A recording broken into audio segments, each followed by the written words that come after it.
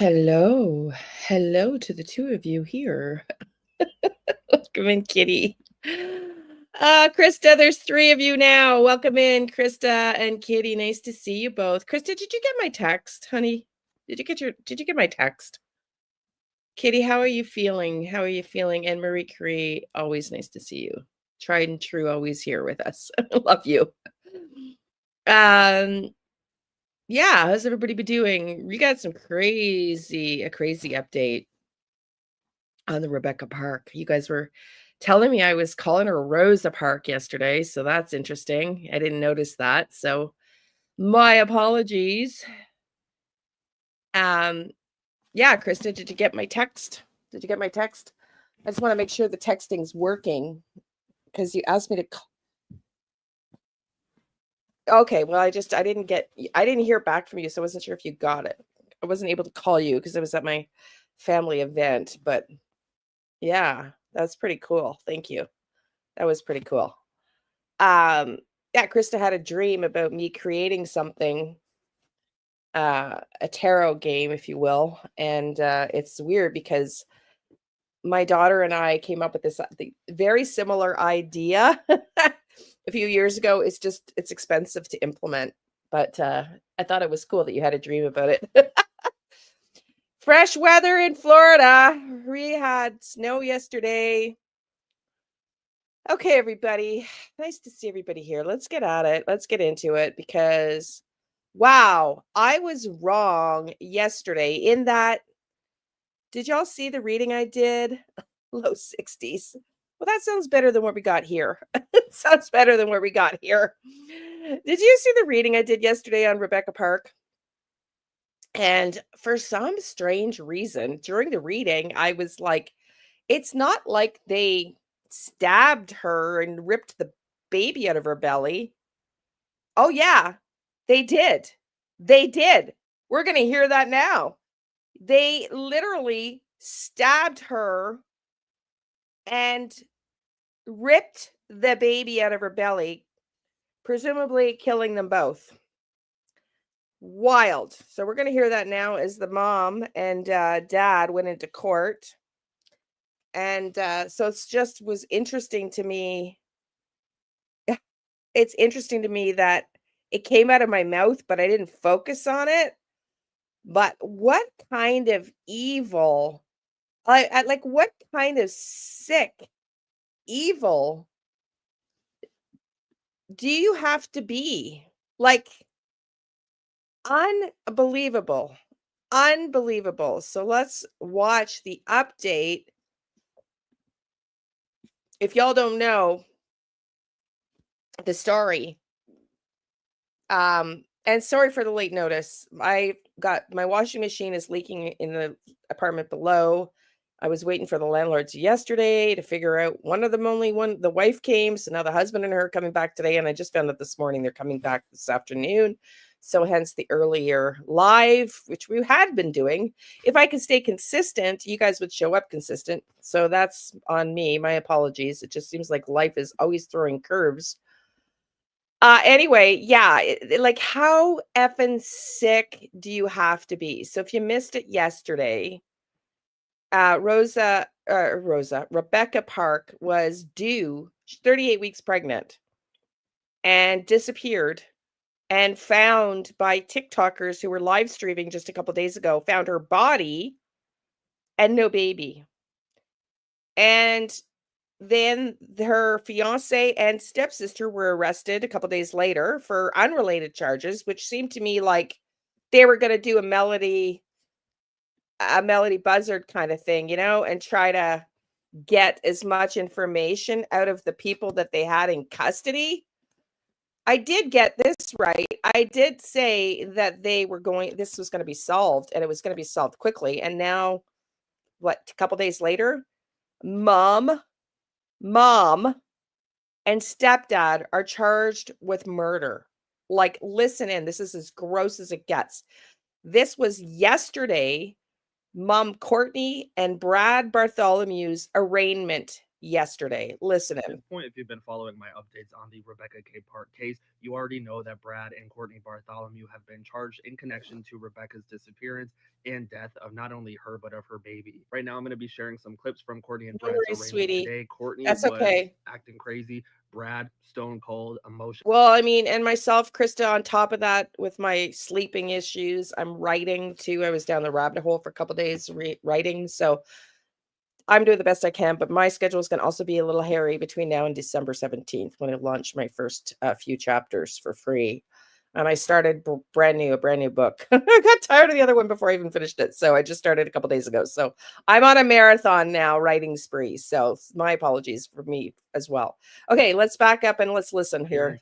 And death of not only her, but of her baby. Right now, I'm going to be sharing some clips from Courtney and Brad's arraignment today. Courtney was acting crazy. Brad, stone cold, emotionless. It was crazy. Take a look. On or about November 3rd, 2025, in Antioch Township and or Boone Township of Wexford County, it is alleged in count number 1 that you committed the offense of homicide, murder in the first degree, premeditated. That is a felony punishable by up to life in prison without parole and DNA to be taken upon arrest. In count number 2, it is alleged that you committed the offense of homicide, felony murder. That is a felony punishable by up to life without parole and DNA to be taken upon arrest. Both of those charges involve Rebecca Park. In count number 3, it is alleged that you committed the offense of torture. That is a felony. Oh my God, listen to this. This is so disgusting. Consecutive sentence may be imposed under MCL 750.506 if the assault happened in the place of confinement. In count number 4, it is alleged that you committed the offense of conspiracy to commit torture. That is a felony punishable by up to life or any term of years and a $10,000 fine, and consecutive sentence may be imposed if it happened in the place of confinement. In count number 5, it's alleged that you committed the offense of assault, pregnant individual, intentionally causing miscarriages, stillbirth. That is a felony punishable by life or any term of years. In count number 6, it is alleged that you committed the offense of conspiracy to commit assault, pregnant individual, intentionally causing miscarriage or stillbirth. That is a felony punishable by life or any term. So he's reading that they beat her to the point of miscarriage or stillbirth, and the family's gasping in the audience or whoever's there listening. But wait till the attorney stands up. Years and or it's unbelievable. In count number 7, it is alleged that you committed the offense of unlawful imprisonment. That is a felony punishable by up to 15 So they kidnapped her and or a fine of $20,000. In count number 8, it's alleged that you committed the offense of dead bodies removing without medical examiner permission. That is a misdemeanor punishable by up to 1 year and or $500. Additionally, the prosecution has elected to charge you as a habitual fourth offender, which means that you have at least 3 prior either attempted or completed felonies in your past. That makes those felonies punishable by more than 5 years up to life offenses. Do you understand those charges and potential penalties? Yes. You also have the right to have a bond set. The bond is based upon the probability of you appearing at future court appointments, the seriousness of the offense charged, and the threat that you pose to the public. Historically, counsel, I show in 01 there was a forgery, 02 the receiving concealing, 200 to 1,000, 05 malicious destruction of property, 200 to 1,000, 06 driving the license suspended second, 06 driving. Listen to how many license suspensions this guy's had. Listen to the hay goes on and on and on. The license suspended, 08 driving the license suspended, and 10 driving the license suspended second, 10 driving the license suspended, and 11 an attempted CSC 3, 11 larceny, 1,000 to 20,000. Also in 11 there's an attempted larceny in a building, and a joyride, Arson. driving the license suspended, and another driving the license suspended. In 14 there's a failed to comply with SORA requirements. 17 failed to comply with SORA requirements as a second. In 21 operating without a license. 24 failed to comply with SORA. In 97, there was a set aside for receiving concealing $100 or less. Not shown in the Listen to CCA this guy's rap record. sheet. I mean, this is like a 3-minute rap sheet. Like this guy's going on and on and on rap There sheets. is an NSF check over $100 from, I believe that's 2000. I think that's her Driver's step. license suspended for 2000. Is that? 05. I think that was her adopted mother. I can't remember the exact situation. These cases all get bumbled in my head, and I should learn to write them down. But once I have more time when this book is launched, I will be trying to find more time.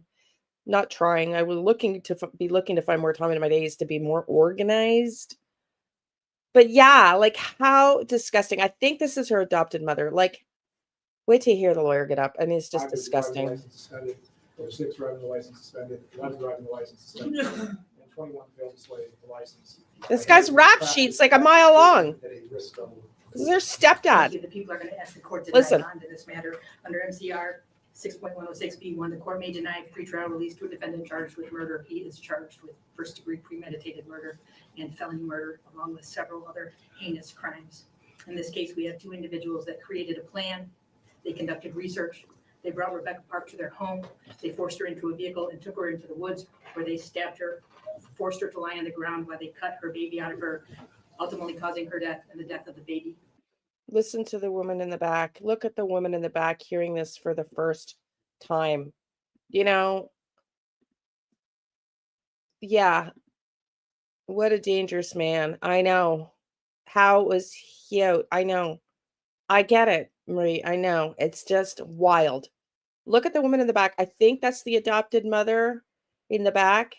And what's so sad about this is we hear it over and over and over and over and over and over again with, the victims of the families like Idaho 4, like all of them, how they're completely kept in the dark by law enforcement. And that this poor woman, I'm sure I've seen her in another quick clip in the back. And I think she's possibly connected to Rebecca. And she's just beside herself hearing this for the first time.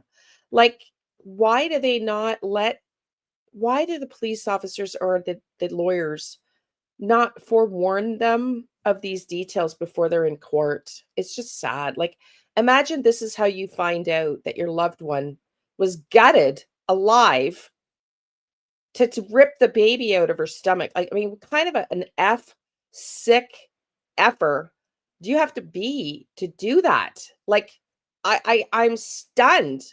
These people deserve, I don't know if there's the death penalty in Michigan, but let's look it up, man. Let's look it up because I think these two should qualify. Death penalty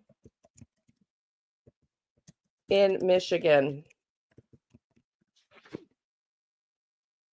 Banned the death penalty. Wow. Well, that's too bad. Because if there was ever a case where the people deserved it, this one, in my opinion, you ripped a woman's baby out of her stomach alive, and then it's presumed that the baby's now dead. Where they stabbed her, forced her to lie on the ground while they cut her baby out of her, ultimately causing her death and the death of the baby. This is as heinous and as awful a case as it could be. And I don't believe there are any circumstances in which Mr. Bartholomew should be granted any bond. Yeah, no kidding. I hope justice is served to this man in prison. May he face prison justice swiftly. Thank you. The court does find, based on probable cause affidavits that I have read, the search warrants that I have read, and what's been presented to the court today, that Mr. Bartholomew does present his hopes of a threat and a flight risk to the community. As such, he will be held without bond. This is the case of the people of the state of Michigan versus Courtney Marie Bartholomew, case number 25499. This is her mother. Okay. The other piece of crap that we just heard about was stepdad. This woman is her biological mother.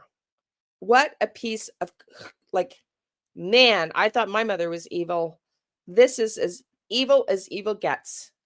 How can you possibly justify a planned attack like this?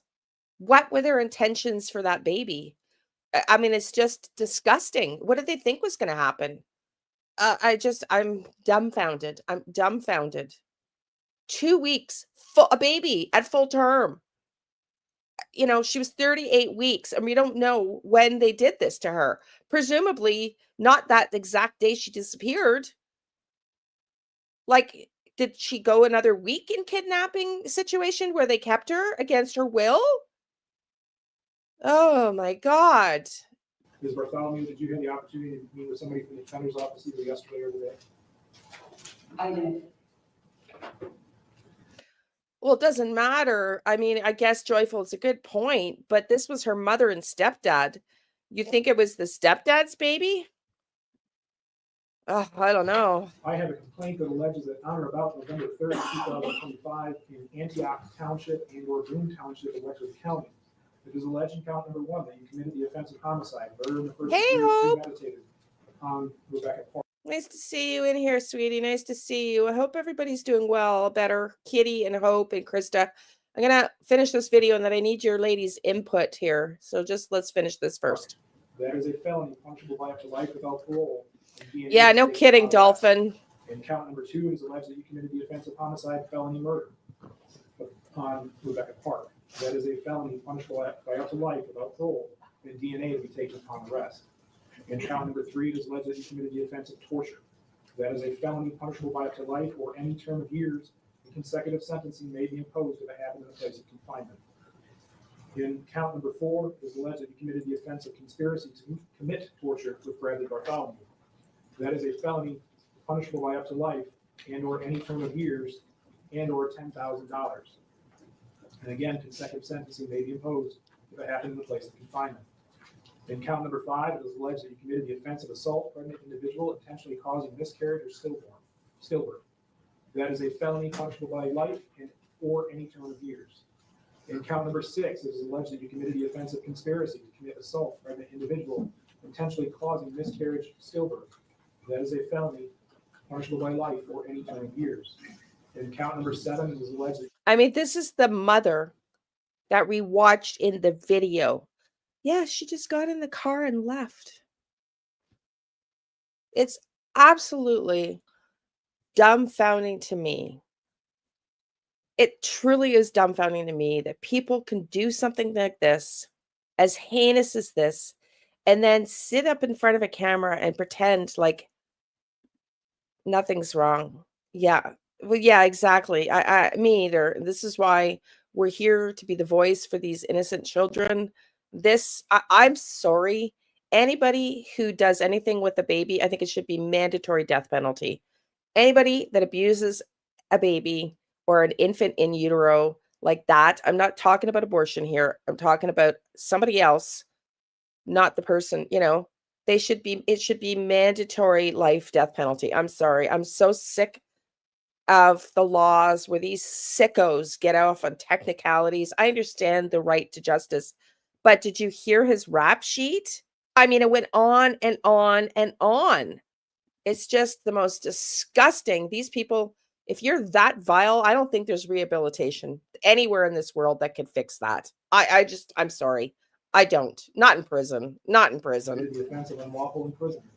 That is a felony punishable by up to 15 years in prison and or a fine of $20,000. In count number 8, it is alleged that you committed the offense of dead bodies removing without medical examiner permission. That is a misdemeanor punishable by up to 1 year in jail and or a fine of $500. No worries, sweetie. I knew it was You a understand typo. those charges with the penalties? Inshallah. On felony complaints, you have certain rights. You have the right to remain silent. Look at a You can strung say your out rights. cokehead You here. can't use against you. You also have the Oh, right to be represented God. by an attorney during any questioning that you consent to, and the right to stop answering questions at any time. You also have the right to be represented by an attorney, and if you cannot afford one will be appointed to represent you at public expense, but you may be required to repay a portion of that expense. Do you understand that? Yes, Your Honor. Today, do you plan to hire an attorney, represent yourself, or request the appointment of an attorney? Request. The court will make referral to the public defender's office for the appointment of an attorney who will enter a not guilty plea on your behalf and will set the matter for a preliminary examination. That's a hearing that's held here in the district court within 21 days. At that hearing, the prosecution will be required to prove two things. One, probable cause that these crimes had occurred, and two, probable cause that you were the person who committed the offenses. If the prosecution is not able to do that, the case will be dismissed. But if they are able to do that, you'll be ordered to stand trial in circuit court. Prior to the preliminary examination, will be a probable cause conference. That's where your attorney and the prosecutor will get together to see if there was a way to resolve the case short of going to trial. Do you understand that? Yes, Your Honor. You also have the right to have a bond set. Your bond is based upon the probability that you obtain a future court appointment, the seriousness of the offense charged, and the threat that you pose to the public. Counsel, the practice scores her at a risk level 2. The defendant's passed, I show 15 the driving license suspended second, 18 driving license suspended, 19 allowing another person to operate in violation of the vehicle code, and 20 lying to a peace officer in a 1 to 4 year investigation. Actually, 2 convictions for that. In 05, the driving license suspended that was set. Okay, so this woman has a rap sheet too. This is her biological mother. Sorry, Marie Curie. We're pretty much done listening to her. This clip's almost done. And Joyful, hey, there's no need to apologize. We don't have to all agree in the same thing. And you're the being in higher vibration, because truthfully, tit for tat is not the way to go. These people are such useless excuses for human beings. In my opinion, when you attack a vulnerable, a child, an elder, a disabled person, an animal who's helpless, you're as low effing gets. And that's the lowest of society. It's just disgusting. Aside. In 05, a financial transaction device fraud withdrawal 200 to 1,000 that was set aside. In 14, there was a driving license suspended, Listen. set aside. All the things set aside. All the things set aside. Did you hear all that? Set aside, set aside, set aside, set aside. In 18, Justice here. Where is the justice? calls of forged ID set aside. On the local record not showing in the CCH, there is an 03 stray dog and a licensed dog, 04 unlawful plate, 05 attempt failed to report an accident, and 15 drive without a license, drive a license expired, and 17 allowing unlicensed driver to operate, 19 allowing unlicensed driver to operate, and 23 false report of a misdemeanor. The court does find, based on what's been presented to it today, the probable cause affidavit I've read and various search warrants I've read, the defendant is both a flight risk and a threat to the community, therefore she will be held without bond. I am going to order. Your Honor, I have a question. No. I'm also going to order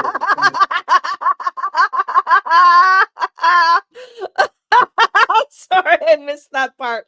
I guess Mom tries to say Your Honor, and he's like, shut the F up. I'm sorry, that was priceless. Yeah, woman, biatch, your rights are gone now, biatch. Your rights are gone. Sorry, that gives me just a little bit of joy. I know, Joyful, it's really low vibe, but I'm sorry. I'm probably a little older than you. I know, honey. I know, sweetie. You're right. It's just that. Oh, bye, honey. Have a good day. We're going to go into Jack and Lily and some updates on Dylan as well. So we're going to continue on and an update on Melody Buzzard. But I know what you're saying. It's just, I guess I've tried too many times at my almost 50 years of age to try to rehabilitate people, and just learned the hard way how hard it is, even as a coach. And I've just come to the realization that some people are just evil, and you can't do it for them. And if they don't want to change, there's just nothing that they're too far gone. That's just my opinion. You're entitled to your own. But counsel, anything for the record? No, sir, thank you. No, Your Honor. All right, thank you, Webster. I will hold off on calling the next cases to allow the courtroom to end the application. I have something to say. I have something to say. No, no, no, no, please. It's kind of like, Liane, I've missed your lies lately. No worries, honey. Oh, sorry, honey. Okay, I was going to say, yeah. So Michelle, yesterday I did a reading. I covered, sorry for my apologies for those of you that made mention that first, I guess just naturally called her Rosa Parks. But Rebecca Park is the girl that we covered yesterday that was 38 weeks pregnant in Michigan and went missing. And we watched an interview from her mom. She just got into a dark car with tinted windows and drove off. She was 38 weeks pregnant. She had gone into false labor the night before, gone into the hospital, and they sent her back home. And she had $2,000 cash on her, which is really not a lot to murder and unalive her and the baby. But also what happened was her body was found on live stream on TikTok by TikTokers, and there was no baby. And then her fiance and stepsister were rumored to be having an affair, according to mom. We heard this yesterday. And now we hear, as I read this case yesterday, that we learned that yesterday they were going to be in court. Mom and dad are now charged. So the fiance, the stepsister on unrelated charges, which I assumed was a way like Melody Buzzard to try to get intel from them. And now we are just heard the arraignment, the charges against her own mother and stepfather who kidnapped her, stabbed her, and tried to take the baby out of her belly by stabbing her, and presumably killed the baby as well as her. So it's as disgusting as it gets. Go back and watch it if you want. I did try to look at I tried to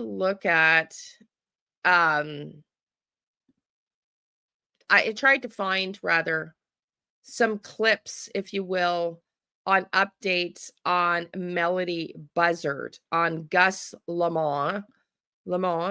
There's nothing other than the father made a statement from Gus Lamont. They have not found Gus, and Melody Buzzard is still not anywhere to be found. So what I thought we would do is listen to someone else's opinion on Melody Buzzard. Sorry, I pulled up the wrong video. Oh my God. It's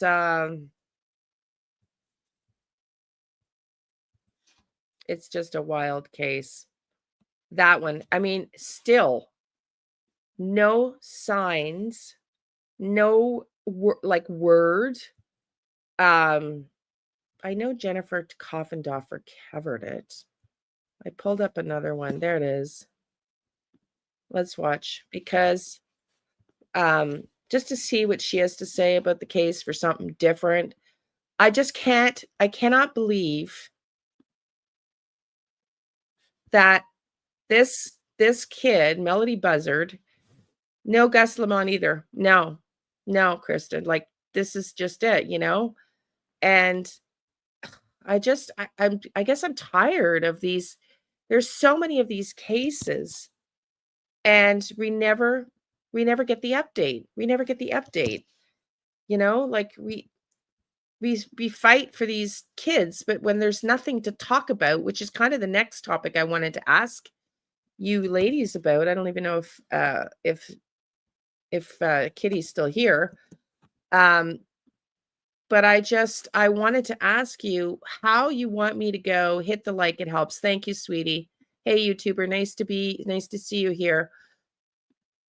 How you want me to go about continuing to cover Sebastian Rogers and Jack and Lily. Because let me just say this, okay? I could have gone and done a whole video about the Melody Buzzard, about the Anna Kepner case. Okay. The Anna Kepner case. There was one statement, I'm confusing that with Gus, where Anna Kepner's biological dad came out a couple days ago, and all that was said is we're going to seek justice to the nth of the law.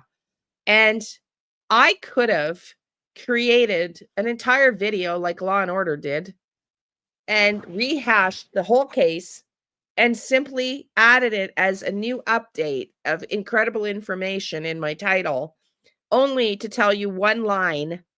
Anna Kepner's dad is asking for justice, even if that's against his stepson. I mean, but I thought that's really not enough intel to really run with for a whole video. I mean, that's the whole case in one sentence that we've already covered. And I guess that's my mistake, my bad, because apparently the people that know way better than me and have much bigger channels than me do it all the time. So my question to you, the mods and everybody else, that statement from her father is BS. Did you hear they're trying to bury things behind the scenes? Well, I wouldn't be surprised. That's for sure. So listen, so tell me, how do you want me to cover? I want to go back and cover Sebastian. I want to go back and cover Jack and Lily. I have not followed, as I'm doing more lives, right? I haven't followed these cases from the beginning like everybody else does. Should I, and would you show up if we go back and listen to all the lives on It's a Crime and Shame and all the interviews from Daniel and all the comments, if we went back through that and the court docs that have been released on other channels, because I don't have the money to pay for them. If we did that for Jack and Lily and went back to the beginning of Sebastian Rogers in all the cases, would that be compelling enough for you guys? What do you think? I need some ideas that are interesting takes on these lives that don't take a bunch of time at the moment, because I'm done with my book in a couple of weeks, I just don't have it. So you let me know if you guys could help me along here. That would be really appreciated with how you would like to see me continue to cover these cases. Do you want me to go back from the beginning, see if we've missed anything, if we can piece parts together that other people have not been able to? Yeah, I know, honey. I know. Well, I spent a week trying to get the docs because everybody else was showing them. I know. We're going to show it today, honey. We're showing it today. Yeah, Hunter's doing a great job. See, what he does though takes hours and hours and hours and hours. So yeah. Okay, well, let's move on. Let's watch this. Because Jennifer Coffendorfer has, ex-FBI agent, some experience with this. So let's watch this. Break the case. I'm your host. I'm Jen Coffendorfer. Thank you so much for being here in the morning. I said I'm going to do a better job of having a more consistent show. Thank you, everybody. At least, hopefully, daily throughout the week. And it might be at different times. Jennifer's struggling like I am, first thing out of her mouth. I said I was going to be more consistent, and it might be at different times. I get it. I don't know how other people do it so consistently. It's hard to show up at the same time every day, unless you have an evening slot, and I just get too tired. But I really appreciate y'all being here. I figured that this might be an actual good time for people abroad in the UK and so forth. I never want to step on my friend Julie Grant's show. So likely I'll never go anytime between 8 and 9 because of her show, which is so good. If any of you have a chance to ever catch Court TV with Julie Grant, she's wonderful. She's such a victim's advocate. But this morning, we're here to talk about new information concerning Melody Buzzard. Melody Buzzard, as many of you know, I'm going to put her up on the screen, went missing. It's kind of a convoluted story, but she was really missing for quite a while, meaning out of the view of the public. According to law enforcement, the last verified sighting was actually, despite what rumors are, was August of this year, where there was a verified sighting. And actually, and I have to give credit where it's due, the Daily Mail did a great job of surfacing this particular photo. And this is of Melody in 2023. So you can see she's so much taller than that. 2023, look at all the weight Mama's lost. That is just wild. the other pictures we've seen, and you could see she really seemed to have go on a growth spurt since some of those other photos we've seen. But this is her outside the home. Again, it was still summer of 2023, so not that recent, but you can kind of get an idea of her height. Also, of course, the new surveillance photos, which many of us have seen now. This is her. No. Anybody who is saying it's not her, that's inaccurate. We have got, I mean, this is my, challenge. Like, I mean, if I could be boots on the ground investigative journalism like Brian Etten and had the money to just fly to all these places, and like, man, I was a coach and a realtor. I love questioning people. I'd be all in trying to get to the truth and trying to, figure out what the heck's going on. But yeah, I just don't have the funds right now. So I'm relying on other people, boots on the ground, to update. And there's just anything new on Melody. Nothing. This is her. They know from the surveillance footage combined with really the footage of her mother being there with her and this disguise that was put on her. You can see really how thin she is. If you look back in this picture from 2023, those huge, big, full, healthy, chubby cheeks that you want to see with a girl this age. To me, she seems very small and slender here, very thin. And then, of course, with the wig on and carrying a purse, actually, which is also odd for a 9-year-old. But nevertheless, these are the most recent pictures that anyone has of Melody. And when she was last seen, this is going to be the 7th, October 7th, that these photos are from. Now, recall, for those of you who don't know, her mother, and I think I have a photo here of her mom. Let's see, I'm going to actually bring up a very recent photo. This is a photo, again, I have to give credit to the Daily Mail, who was able to photograph her mom. And you could see another disguise, another wig type looking, looks like a wig sort of on her hair or on her head. It's hard to tell for sure. Glasses, completely disguised. Of course, one can't blame her in a sense because everybody is outside of her house. They're posting photos. Yeah, for sure. All sorts of trips. I was talking about the mom thinning out. Ashley, from the picture that we see, Ashley's neighbors said, so that was them in front of the house they moved into, and the neighbors had said they hadn't seen Melody in 2 years. So I was talking more about Ashley, mom, how large she was and how much weight she's lost since that when they first moved in, with that photo of her. Look how thin she is here. She's barely recognizable. And so on and so forth. But this is the mother. And what she did on the 7th of this month was she took Melody. They went to a rental car location and they. Well, Krista, it's only, I got so many things on the go. It's only $150 or $200 online in Canada per province, though. You can only get it per province. The car. They got in that car and they drove clear to Nebraska. Now, for those who may not know, may not have driven this trip, and I'm from Nebraska, meaning I spent the first half of my life there as a young girl from about the age of 3 until about 11. And my family is still there. I love Nebraska, but I am telling you, this is a brutal, brutal trip across Western Nebraska. They would have gone through Colorado, through. Okay, so that's the other thing about this case. Do you all think that mom Ashley is a drug mule? Do y'all think she's a drug mule like I do? Because the makeup, the wigs, I think she's completely not well and hates being out in public. But she made a 3,000-mile trip in 3 days. And Jennifer's talking about that drive, and it's not an easy one. That's like lightning speed. Like, that is wild. Did she sleep? Was she rugged up?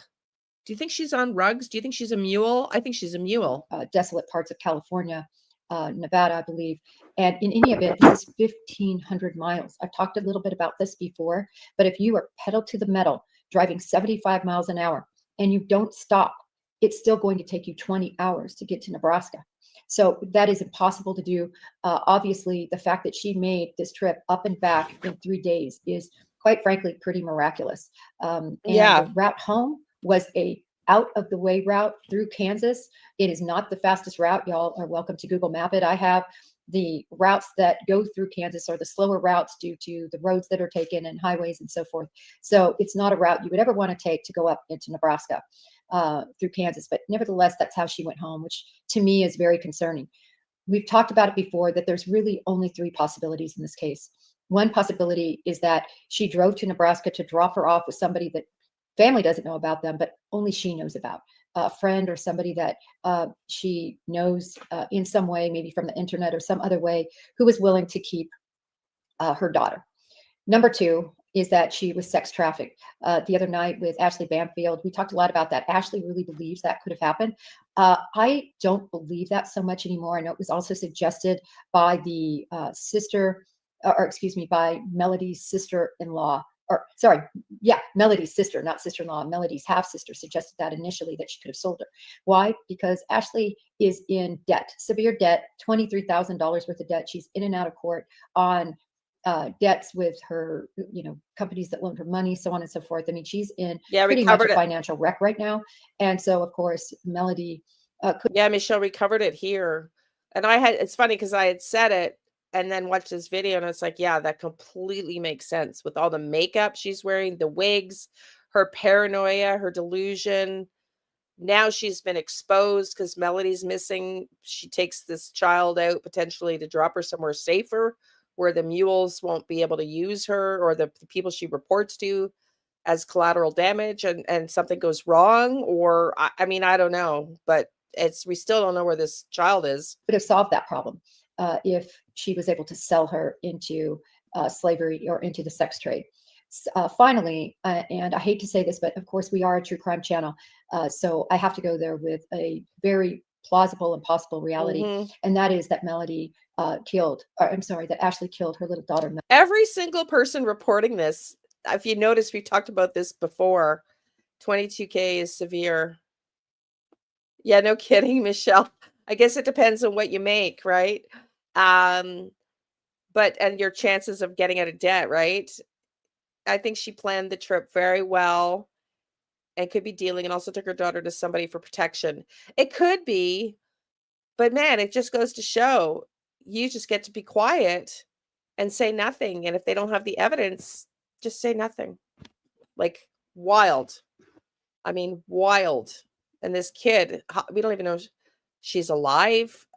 And the drive, I thought about that too when the first time we heard it mentioned by the PI on Criminally Obsessed, who's looking for her. We haven't got any updates from him. I don't know if he's still out there, but he had said he was sure she had made this drive several times before.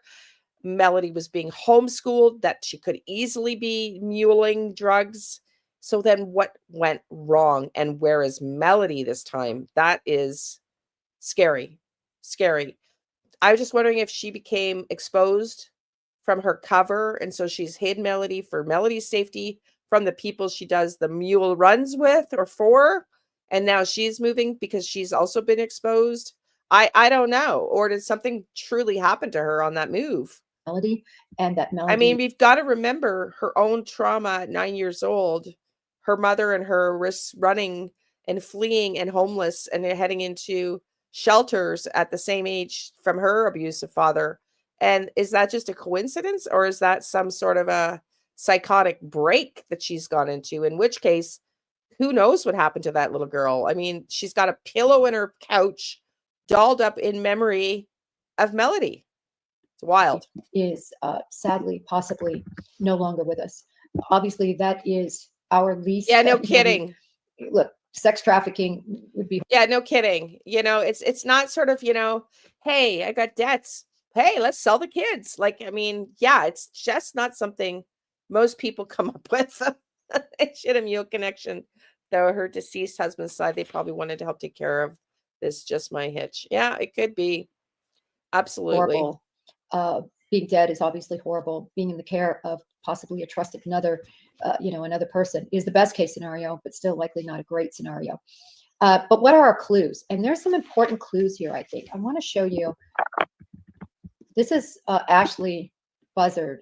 She's livid, and she spent quite a number of minutes tearing up missing posters of her daughter, going around and doing this. There's a pretty interesting video of her doing this. And it's just really unbelievable that as a mother, you would ever want to destroy missing posters concerning your daughter's whereabouts. But when you really look at the circumstances, it makes all the sense in the world. Ashley knows precisely where Melody is. I assure you of that. She knows precisely meaning what she did with Melody. If she killed her, obviously she knows all about that. If she's with somebody else, you know, she's going to know about that. And if she trafficked her, she was fine with that. So she knows that that is the hands that she would be in. I have to say, out of all three of those, I think it is much more likely that she has harmed Melody. You know, I'm listening to Jennifer and it makes sense. It does make sense, because if you are just trying to conceal her for her own safety, wouldn't this be over by now? Like, I don't know. I'm kind of leaning towards that as well.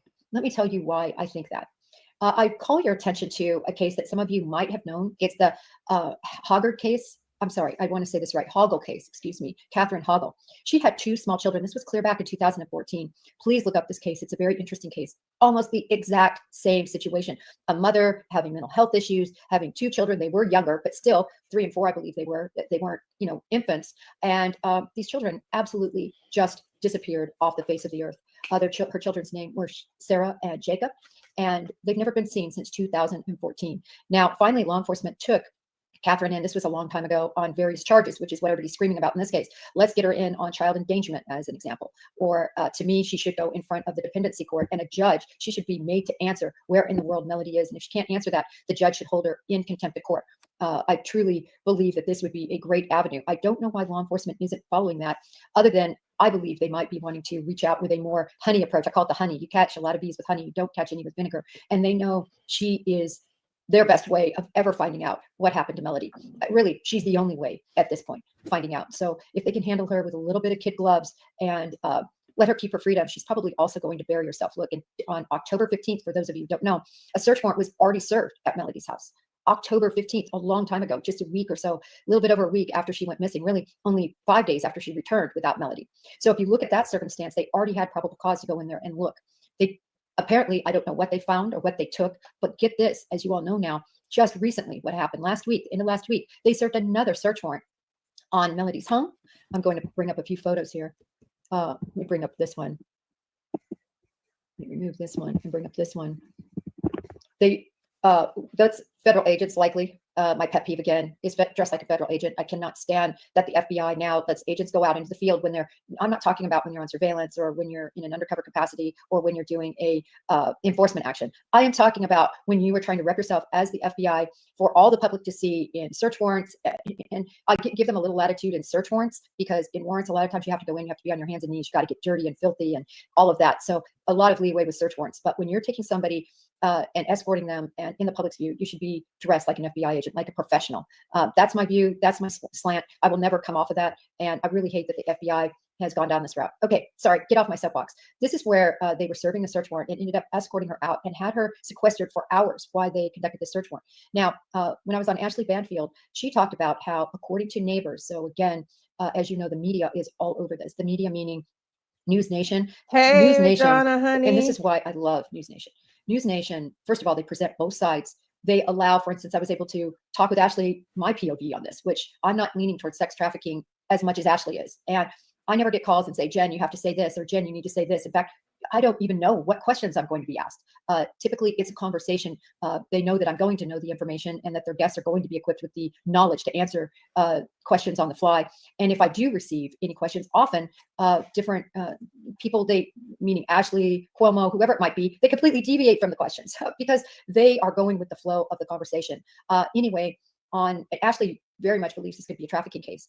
It could be, and I'm not discounting that, but I really am leaning towards she did something. The probable cause to obtain a second search warrant to go into that house, again, they would have had to have new and fresh probable cause to show that something got put in that house after October 15th, because they already served on October 15th. And you can't go back on a previous warrant. Once you've left and left your return, you're done. You're out of there. The only way you can go back in is to get another search warrant. Even if it's half an hour later, you can't go back in. So how were they able to get this other search warrant? They have probable cause based on her actions. Remember, she's out and they're likely monitoring a lot of what she's doing. And they were able to go back in there and serve search warrants. Now, according to these neighbors, they took out 2 big yellow bags. If those yellow bags are what I'm thinking, what we have in the FBI, they're these big plastic bags, which would tell me that they're in at least those bags, there wouldn't have been biodegradable items. It would have been non-biodegradable items. Although I don't know if there were also other bags taken out that would have had things, and those would be paper bags. Were those taken? We don't. Okay, give me yes or no. No worries, honey. It did, Donna. It did. This is why I apologized. I was originally going to go live at 4. It didn't say 3, it said 4. And then I got a text from my landlord saying they were coming to fix the leak from my washer to the apartment below at 3. So I was like, don't know how long they're going to be here. They're going to be banging and everything. I just didn't want noise going on. So yeah, sorry, my bad. We got a few more minutes on this, but let me just ask you, do you agree with Ashley? What is your theory on this case? And do you think we're going to find Ashley Buzzard? Do you think we're going to find Melody? I'm doing it too. We're all doing it. Every single person I know that's covered this case gets the names mixed up between mom and the daughter. It's so weird. Are we going to find Melody Buzzard? Yes or no? And what do you think Ashley did to her? No. We also know from neighbors that purportedly drywall, carpeting, and even concrete was cracked up in that garage. Yes. That's what neighbors reported, and that is what Ashley Banfield, of course, reported. So again, a lot of news outlets No, are out you're there not conducting losing their own it. interviews, trying to get to the bottom of what is going on and where little Melody could be. Again, the information is only as good as that neighbor that reported it. Hey, Wendy. But that is the report. And I find that all very interesting because when you look at cases where people have committed these sorts of crimes, obviously they're going to go in there with luminol and with other chemical components to try to see if there is any sign of. If you're just coming in, go back and watch the absolutely disgusting, shocking update from Rebecca Park, y'all. My reading yesterday, it's so weird how I said in the reading, it's not like they cut the baby out of her belly. Oh, yes, that's what they did. That's exactly what they did. So go listen if you missed the beginning 51 minutes, because it's the most disgusting thing I've ever heard. Listen up. Now I also have an Anna Kepner update, and then we're getting into Jack and Lily and Dylan. Blood or anything else that either could have been brought back in there. In other words, clothing, anything like that could have been hidden in there. And so they're going to be looking for all of that. Also, they're going to be looking for anything that could be stashed, especially when you have a so grab your drinks because we're going to be here long today, which is totally fine with me. person who is mentally unbalanced, who I believe to be very paranoid. What do I base that on? I base that on disguises. I base that on the fact that she has essentially sequestered her daughter for a long period of time, keeping her away from relatives for over 4 years, from her maternal grandmother for about 2 years. Nobody's been able to see this little girl. She lives a life, what I'm seeing is of severe paranoia. And this could have likely led to this whole action of getting a rental car, thinking it would be less traceable. Oh, Wendy, I meant to email you back. They never got back to me, just so you know, hun. But thank you for your willingness to help. But they never got back to me. They think they know way more than we think. I think they know way more than we think on Harper case. Harper? Which one's Harper, honey? I think, like Tyler said, she should have been found by now. And the paternal side as well as the mother issues. Yeah. I'm happy. Enjoy all your company. Mom will be mad, though. Well, we got to get your mom into true crime then. Disguising her daughter and taking her on a 20 or on a 1,500-mile drive, which again, I don't know how she did that in those days. That's literally driving, barely stopping to get gas. Presumably while she was it's the most disgusting thing. Go back and listen to the court yesterday. The hearing, we heard 20 minutes of yesterday's court with her mom and stepdad. Yeah. Maybe to get a bite to eat, barely through a drive-through, continuing on, going to wherever she went. And once you stop, I mean, you would think you would sleep and then whatever happened at the location she finally went to, and then turning around and coming back, even a longer route. So when you look at all of that, it's really mind-boggling, but it's not when you look through the lens of somebody who has serious issues. These are undercover officers, not really undercover because they have on their shirts, I think, crime scene on there and other things. But clearly, I guess, not wanting her to realize that they are law enforcement. So she would open the door, and they served some papers here on her. Could have been to do with the bank situation. I still don't understand why dependency court isn't involved. Put her before a judge on a court-ordered situation, have her escorted there, and have her have to tell a judge what she did with little Melody, or else hold her in contempt. Yes. Why is that not happening? Why is that not happening? But again, the FBI might be seeking another route. Just the fact that with her out, they were able to develop probable cause to get back into that home to serve a search warrant on the rental car and to go to a storage locker, which maybe the only way they found that storage locker was Ashley being out and maybe driving to that storage locker, being under surveillance. So there's a rhyme to the reason. There's a lot of clues that can be obtained. And in a case like this, you've got to look at the person with the knowledge, and the only person with all the knowledge is Ashley. Oh, So, sorry, honey. I I know, want to talk a Marie. little bit about why I think the sex trafficking might not be the number I've been there, done that. Okay, we're gonna listen to the last 20 minutes of this. I'm gonna try not to stop one it option, or why it too isn't the many number one option with me. times. And it's because in later weeks, about 2 weeks or so ago, Ashley attempted to obtain a rental car again at 2 different locations. Now, this tells she wasn't able to, probably due to funds and so forth. But what this tells me is, where was she going? Some would say, oh, she was trying to flee. No, I don't think she has any ideas about fleeing. My thought is she's held up in her house knowing that she can't be forced to say anything. She might even know, and may have even Googled this Hoggle case, which shows a woman, again, who has never had to pay for her crime of murdering, likely her 2 children, who have never been seen since, right? That's been 11 years, and this woman is still, Miss Hoggle I'm talking about, is in and out of psychiatric treatment and evaluation. And I think that that would be the same destiny possibly for Ashley. And so she's really slow playing this very well, because time is ticking. It's earth shattering. You know, I had a very cold, unloving, sociopathic, narcissistic mother, but nothing like, I mean, she didn't kill me and take my baby out of my stomach by stabbing me while I was alive. So that's a whole other low. She didn't pack me up and take me off to Nebraska, never to be seen again, wearing wigs. Like, these people are something effed up. That's for sure. But my point is, did she rent that car to go back to where Melody was? Again, if she is in the hands of somebody she knows and that she trusted her with, did she want to go back to visit her or collect her? Or tragically, is she? You know, I talked to my daughter about it yesterday. I can't even get into what happened, but she called me from a coworker at work. Something's going down. I cannot get into. I would love to. If she talks to her coworker and her coworker wants us to go public, we're going to go public with this, because it's absolutely insane. But anyway, in that conversation, we were talking about these kids that go missing, because my daughter's a nurse at CHEO, a nurse practitioner at CHEO, and runs a clinic there and works the ER as well as the charge nurse there. And the amount of cases of trafficking that they see in our city, in our capital of Canada, in Ottawa, just across the bridge here, because I just moved 6 months ago to Quebec, just across the bridge from the capital of Ottawa, is dumbfounding. And she said the kids that end up trafficking, a lot of them are placed in group homes. They come from, well, I'm talking about general trafficking. Sorry, I'm a little all over the place, because we don't know what happened to Melody if she was trafficked. I'm looking at Dylan and Jack and Lily as possible theories of trafficking at the moment. And this is my own city where I grew up my whole life in Canada. Shocked to hear how much of it goes on. And a lot of the cases that they see with children in the city of Ottawa come from group homes where the families have walked out on them. They come from, my daughter's experience, in her experience, come from families that are riddled in drug use, poverty, like can't get themselves out of their rug mess, their rug habits, and basically cannot cope with their kids and drop them into group homes.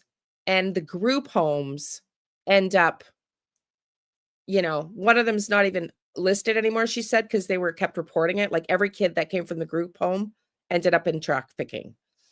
And and my daughter used to also run the program where they would come in when she was volunteering and get their rugs, by the clinics that we've done this shit. Like, yeah, exactly. And anyways, it's astounding. These kids that are just set up to fail. They're born into these families that have generational rug use, not well, educated, not ambitious. They're not really emotionally available for their kids. These mothers, like you said, Marie Curie, that just like, or was it Michelle, that just like have zero empathy or skill set or interest in raising kids, and they just can't cope. They're rugged up, they're broke. She said they get all the time at the hospital, people just dropping their kids off saying can't cope anymore. The kids are placed in group homes, and then they end up in trafficking circles because the group homes are just crap. Like it's like they're born into a failed family, and they've got absolutely no hope of ever recovering or getting out of it. It just is so effing sad. Be worried and getting paranoid about where Melody's remains, if she killed her, where those remains could be. And so she wanted to head back over to where she knows Melody is. That's the reason I'm not sure. That's one of the reasons that I am not sure the sex trafficking is jiving with me as the number one possibility. The other reason is the probable cause that was developed. Obviously, law enforcement believes there's foul play here, and there is foul play. Whenever you have a mom that is tearing down signs, she doesn't want her daughter to be found. She doesn't want eyes on this. And this is why, of all the cases we've worked, geez, do we need this in mainstream media and in social media? Her face and these pictures need to be splashed everywhere. If you have any social media platform, I hope each of you today will go to your platform and put a picture of missing Melody up on your platform. I hope you keep watching. Okay, we're going to stop this one. If you want to go finish watching it in full, go feel free to do so. We're going to get into an update now on Anna Kepner. Anna Kepner.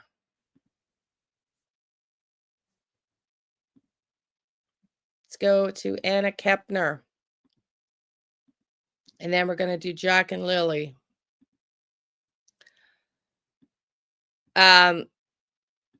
Let's hope that the title is accurate, because I have not watched this in full. It's not that long a video, but it's according to Christina Randall, family speaking out. Let's hear. The only person responsible is the person that was in the room with Anna. I'm not letting this one go, y'all. I am not letting this one go. Before we get into today's video, I just want to let you guys know that this video is for educational purposes only. Please remember to be kind to everybody everywhere, in your everyday life, in your home, in the grocery store, and especially in the comment section down below. Okay, thank you. Please do not show hate to anybody, anywhere.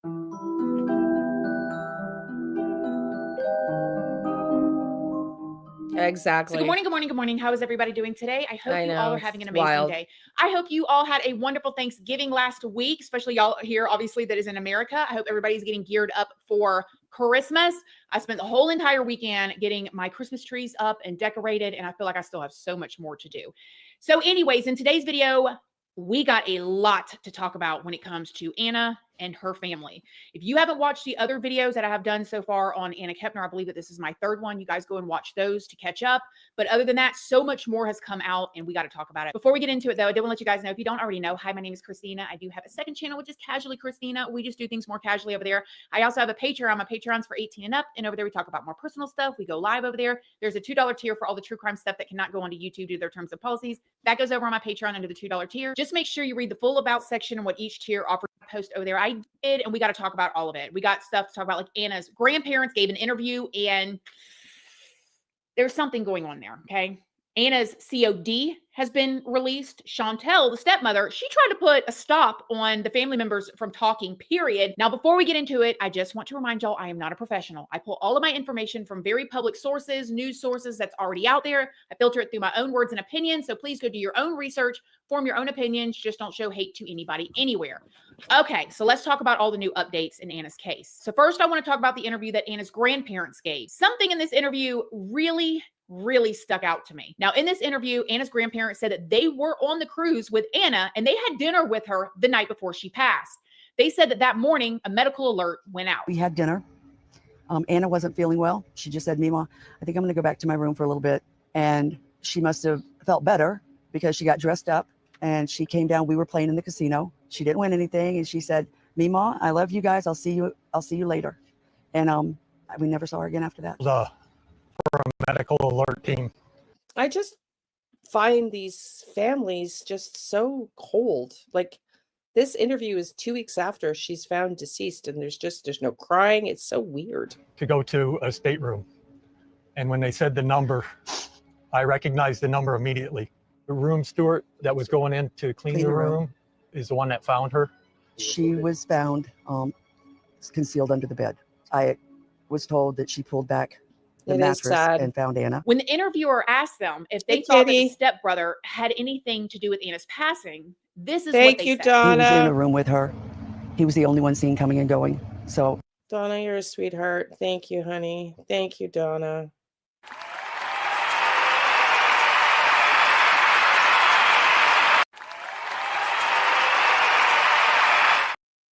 I appreciate you, sweetie. Appreciate you. Ay, caramba, let's listen in. I can't accuse him because I don't know what happened in that room, but the summation would be that he did something. Now, this part is what really stuck out to me. Really, the whole interview stuck out to me, and I'll tell y'all why in a second. But this is the part, okay? Because the interviewer asked them what else they could tell him about the stepbrother. And this is what they said. About what happened? I heard him, in his own words, say he does not remember what happened. An emotional mess. He couldn't even speak. He couldn't believe what had happened. He was a good student.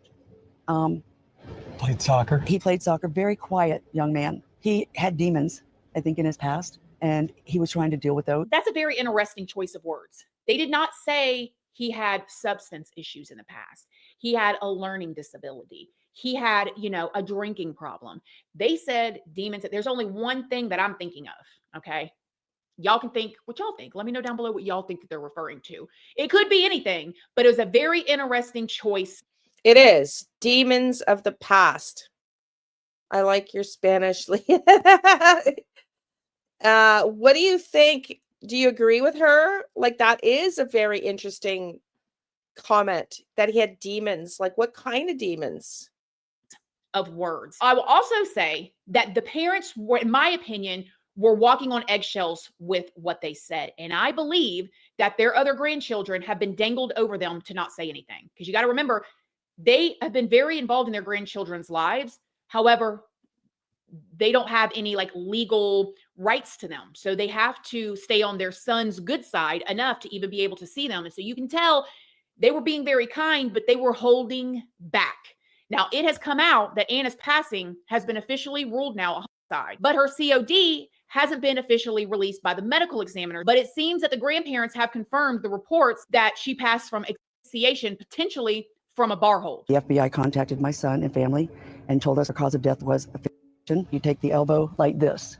They said when they took her body to the medical examiner's office, it was in perfect condition. Now, I saw a retired FBI investigator do an interview over on Brian Enton's channel. And I must say, Brian Enton does some good work from what I see. Anyways, this man who was an FBI investigator had a lot to say about this case, but when he talked specifically about the bar hold, he said the interesting thing, and I'm putting this in my own words, so y'all go do your own research, but he said the interesting thing about the bar hold is you will typically pass out from a bar hold within the first, I think, 20 to 30 seconds is what he said. And then you have to continue to hold that position after the person is passed out in order to them never wake up, if you know what I mean. So it's going to be interesting to see what the whole autopsy says. Then the grandparents were asked what justice looks like for their family, and they said this. I hope that we can heal. Whatever happened in that room, the only person responsible is the person that was in the room with Anna. Whatever the law says, I'm not going to advocate for anything more or anything less. Now, speaking of family members, Anna's aunt has also spoken to the media. Now, the aunt, her name is Crystal. She's not the aunt. She's the biological mother. So Christina got this wrong.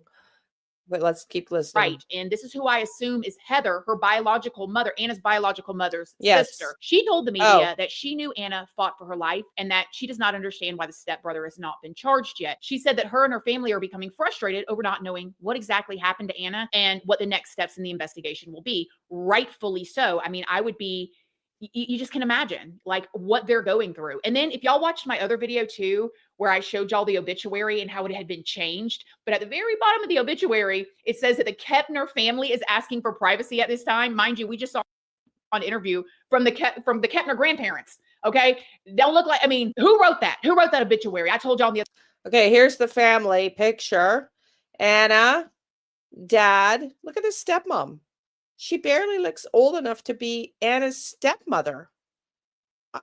It's just wild. This is presumably the 17-year-old in the burgundy in question, the 13-year-old Anna's biological brother who was in the room with her. I don't know where. I think one of these younger girls was said to be at home. I'm assuming it's the one Anna's I don't know which child.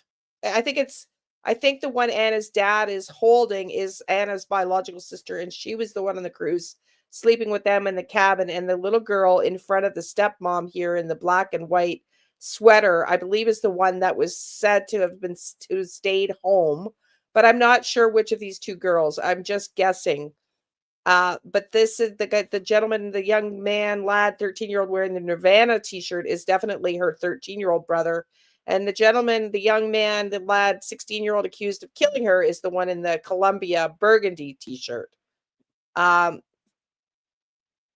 it's just a wild, this case. I hope these parents right here are charged for neglect.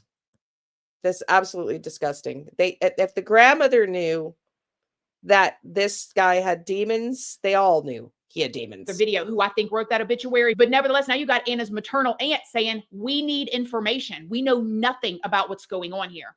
Now, I just Anna's don't know father, which Chris, also gave a new interview. In this interview, Chris I just don't know which one, Donna. I don't know which of the two girls. was asked about his stepson being a potential suspect. And Chris said, allegedly, I cannot say that he is responsible, but I can't decline. He was the only one that was in the room, and the FBI has an ongoing investigation in which they will have to provide the evidence to say that he did or did not do this. Chris also said in that same interview, I do not stand behind what my stepson has done. I want him to face the consequences, and I will be fighting to make sure that that does happen. This is the video I was talking about yesterday. I was debating doing a video, and Law and Crime made a whole video, an entire new 30-minute video on this new statement. I was like, I can't go live with just that.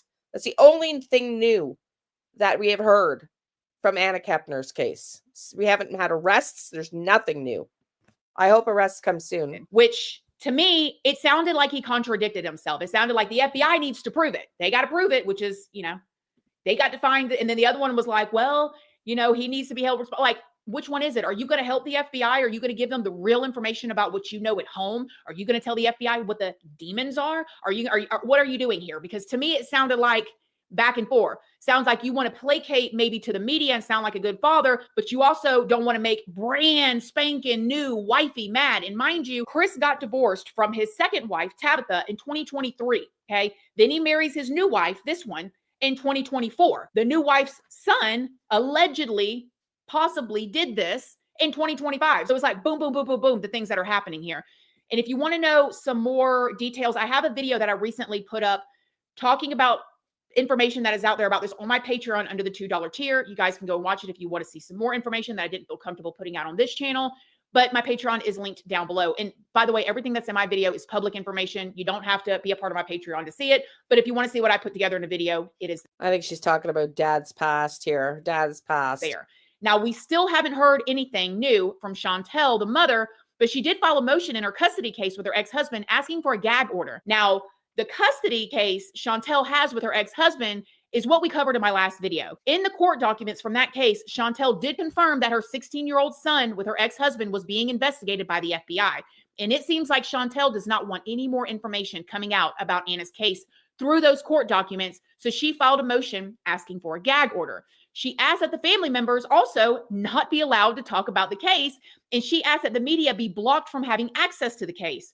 But the judge denied her motion. And I find that interesting, again, because remember the obituary, the Kepner family's asking for privacy, but it don't seem like the Kepner family's asking for privacy. It seems like the family, the people that loved Anna, are asking for answers, not privacy. It sounds like somebody else that might be protecting somebody is asking for privacy. So with all of this. Yeah. I mean, what a horrible position for that dad to be in.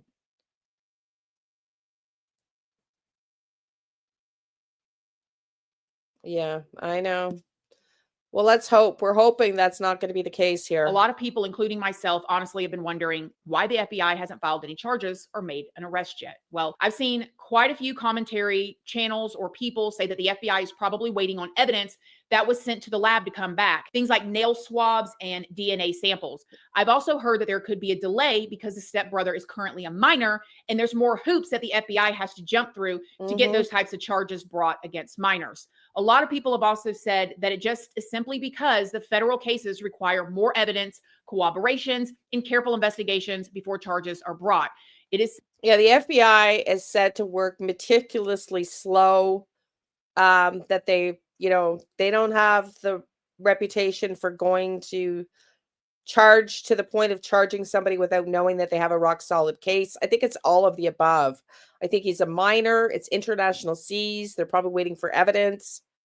Chris's father, somebody made a really good point about Chris's the father, that this is a spiritual lesson for him.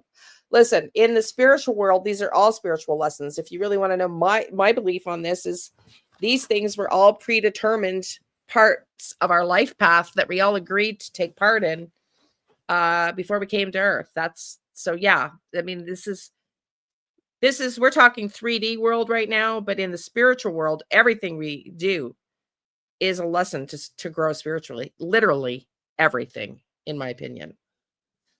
But this is 3D we're talking right now, in the real world of 3D world. Said that the feds will not bring charges unless they know for sure or believe for sure they're going to win their case, because you know that the FBI has a 95% conviction rate, meaning they don't just throw out charges because of probable cause. They build their whole entire case and then they arrest the person because they feel like they are sure. And maybe they're going to want to bring it before a grand jury first as well. All I know is this is a bizarre reaction from some of the family members. Okay. We obviously still don't know. I want to be fair here. We do not know everything, but I just don't understand. I still do not understand. I'm assuming that there is going to be an arrest made here pretty soon. And then I believe, in my personal opinion, whoever the evidence points to did this needs to go and have their day in court. If there is some sort of mental disorder, there's something else there, the courts will sort that out. That's what that is for. But there needs to be an arrest made. Can you imagine that if the FBI comes out and says, we don't have enough evidence, it's one word against another? That will send a message saying, basically, if you want to end somebody's life, just go get on a cruise, get into a room where there's only two of y'all, and then go, I don't remember what happened. Can you imagine that? Can you imagine if people start doing that? Two people in a room, only one walks out alive. I have no memory. I blanked out. Terrifying. And I also want to say before I end this video that this was an 18-year-old young lady. She was a senior in high school, getting ready to graduate here, coming up in, I believe, in May or so of 2026. She had a hard life from the beginning. Her mother has had really bad issues and not been in her life. Her father allegedly has made some really bad decisions over the years. She had a second mother or stepmother that came into her life, and the rumors are pretty weird. That video is over on my Patreon. If y'all want to see that, or if you want to research it, you can. You'll find out what I'm talking about. Then he divorces the second mother in this young lady's life, immediately gets married to another woman, is put in a situation with this stepbrother, which we already know the rumors if you watch my other video, and she's just doing the best that she can to build her own life for herself. Graduate high school and go into the military. She had already signed up for the military and been accepted, and she was off to carve her own path. Biological father, the one that's supposed to protect her, comes out and does an interview with the Daily Mail that he did not have to do. I'll put a screenshot back up of what he said right after this incident in my Heartbroken, Christopher insisted in the previous interview with the Daily Mail that investigators had shared barely any details about the circumstances of his daughter's death. We were there as a family. Everybody was questioned. Everybody came off that ship. I don't know who they are looking at or what their investigation is, he said. Well, didn't he already admit that they're looking at the stepson? The FBI hasn't shared anything with me yet. I would imagine they're going to be in contact with me about it, but I know as little as everybody else. I have no idea what's going on right now. We're just trying to sit still and wait for answers. My own words, he said, we know as much as the public knows. We don't know what's going on. You knew what was going on. You knew who all was in that room. So let me know what y'all think. I am literally checking for updates of this case multiple times a day. I really hope at the very least in this situation that Anna is going to get justice. And for the people that love her and want to see that, I hope that that's what happens. Let me. Yeah, I agree. I mean, it's just, okay, let's get into Jack and Lily here. Let's get into Jack and Lily. Actually, we're going to do Dylan. Sorry, Dylan next. I'm sorry, everybody. We're going to do Dylan. Thanks for joining us, everybody. Anna should have gone to the cops. I know. You know, but it's easier said than done. Like, that's so much easier said than done. Okay, you guys asked me to cover Dylan a little bit more. So we're going to cover, we're watching here off, that's the wrong one. We're watching here a couple of videos Why does this one keep coming up?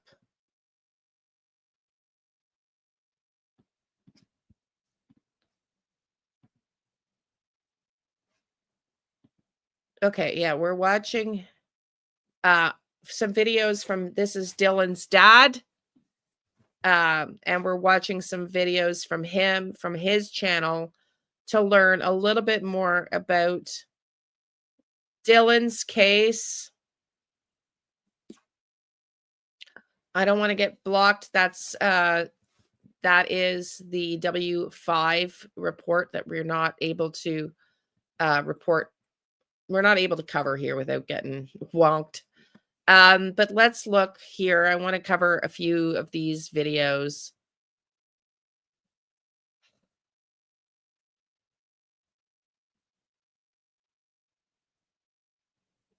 Actually, you know, he goes on live to talk about Jack and Lily too. And maybe that would be an interesting one to listen to, but I want to listen to this first here. The information that changed everything. Update on Dylan Ehler rather. Let's bring Dylan home. Let's watch that one first. I just thought we would cover some of his own updates on the case. Hang on. I have an important info for Jack and Lily. I will email you. Yes, thank you. That'd be great. Family has mental issues. She's a minor and nowhere to go. No, I get it.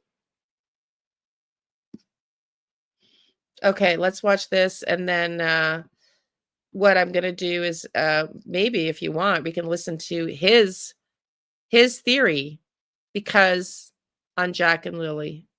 So DED is Dylan's dad's channel. And I don't know. Dylan Ehler, I don't know what the other D is. But let's listen in.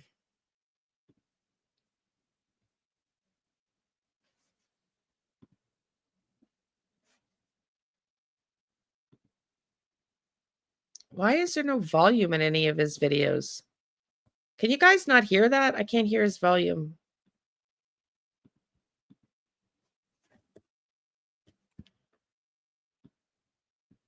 I can't hear him.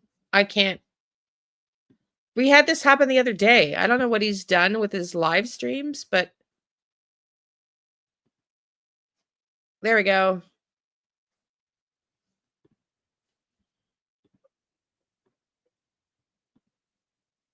I read, why isn't the grandmother more involved in finding Dylan? I have no idea. I don't have the answers for that. All I remember is her being violent, not violent, those are the wrong words, being ignorant to everybody. I remember putting out posters and she would give me the finger outside her window.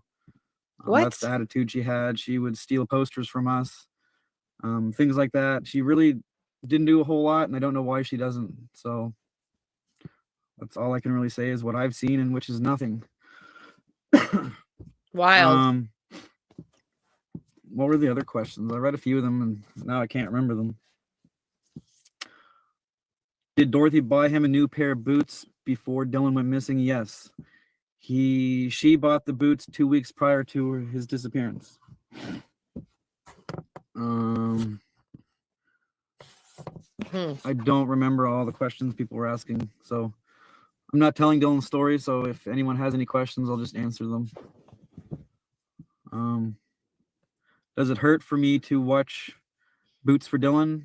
It always hurt me to watch Boots for Dylan. Just because the boots aren't his doesn't mean that there's no meaning behind Boots for Dylan, because we still have to find him and the boots. Okay, so here I'm confused. He's missing, so everything that's happened. So were they not his boots that they're claiming? I'm confused. I have not followed enough of this case. We talked about when we first started covering Dylan the other day. You guys asked me to keep covering it.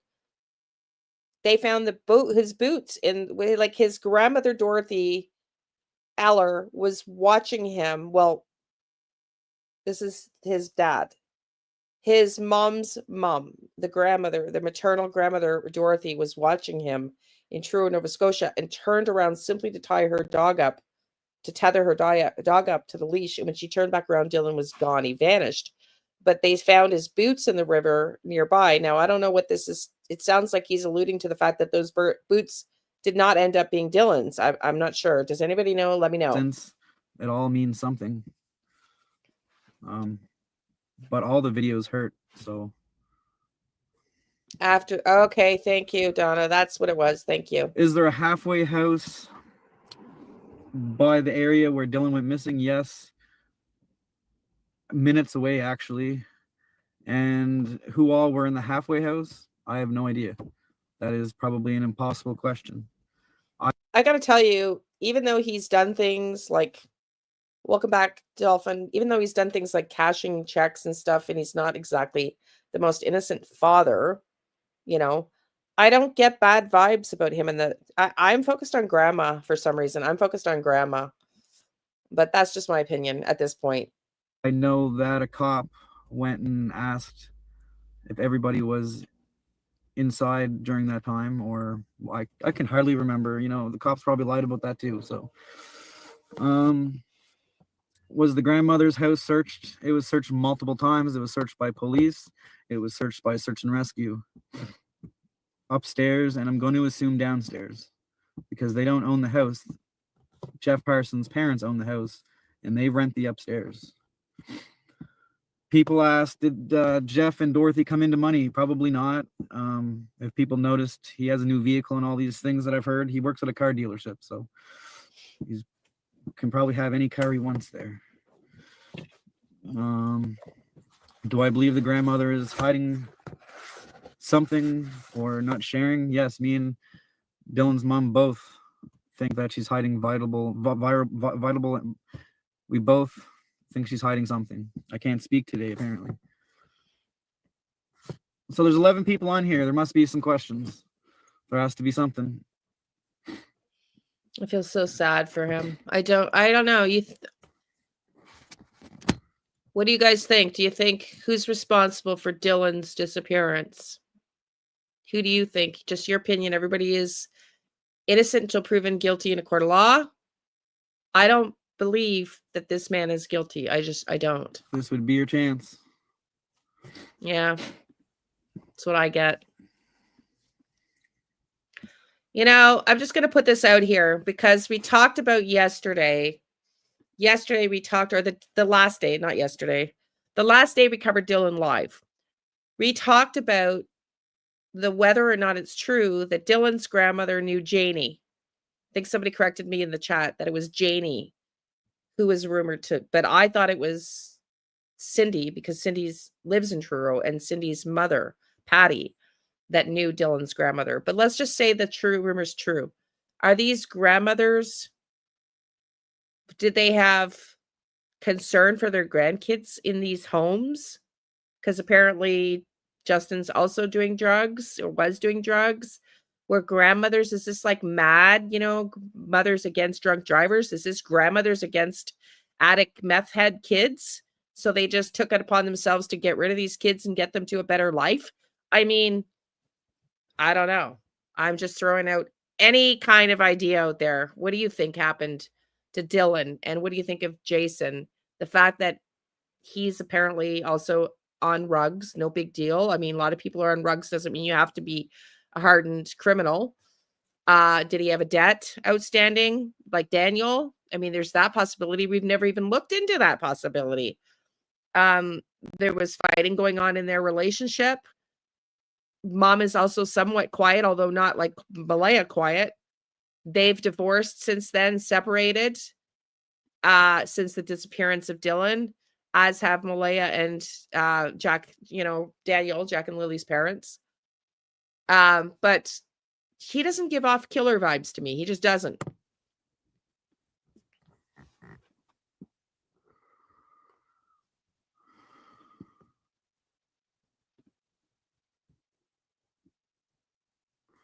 I would rather watch none of it grow, to be honest, a tree or a knee. Couldn't care.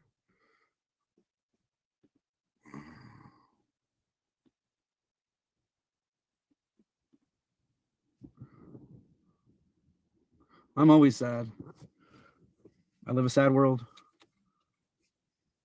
Sad. That is sad. It's very sad. One day at a time. One day at a time. Why is my day sad? Every day is sad because I don't know where my son is. There's always a piece of me that's sad. I mean, I have my moments where I'm not sad, but it's always there, I guess. I mean, this doesn't strike me as a father. She could have sent him to be in a better. Well, this is what I'm wondering. Me either, Liane, but someone said he confessed to girlfriend. Yeah, I get that, but that's rumor. Is it true? I don't feel it. I don't feel it. Don't feel it. I make myself feel better by doing these things, by fighting and Ooh. supporting my son. That's my way of feeling good about myself, I guess. I don't know. You think, Michelle? Anyone have any questions? Anyone have any questions about Dylan? This is why I jumped on for everybody.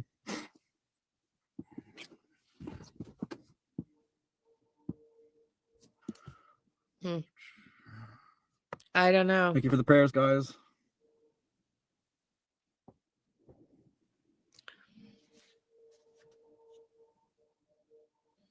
I don't get it.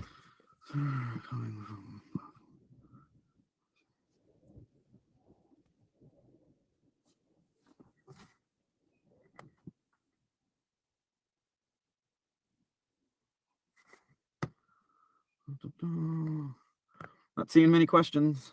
Somewhere. Probably Toronto. With the camera crew, and they'll snatch me up and take me on an adventure. I don't know what we're going to be doing. Maybe reenacting a search, or I'll be talking about the cyberbullying or Dylan's investigation or Dylan or my thoughts, feelings. I don't really know. It's a documentary movie, so it's always something different. So that's coming up. Oh, Global News. So Global News will be out. Give them time. They've already done my interview, obviously. They're just waiting on a few other people to do their interviews, and then they will put it out on Global News. So that was yesterday's update from Heidi from Global News. She was CTV News, but now she's Global.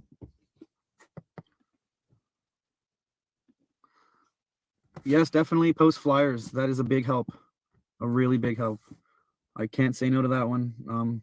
That's one way that everyone can help. Shares poster, or even copy a poster from Facebook. There's lots of them on there, and print them out and just throw them around the area. You can never stop fighting. There's people probably stop fighting, but I won't. This is what I do. 4 years of it, I've kind of grown to just make it my day-to-day life. Every day I try to do one thing or two things for them. This is so sad. Big or small. This is 10 months ago, y'all. This is so sad.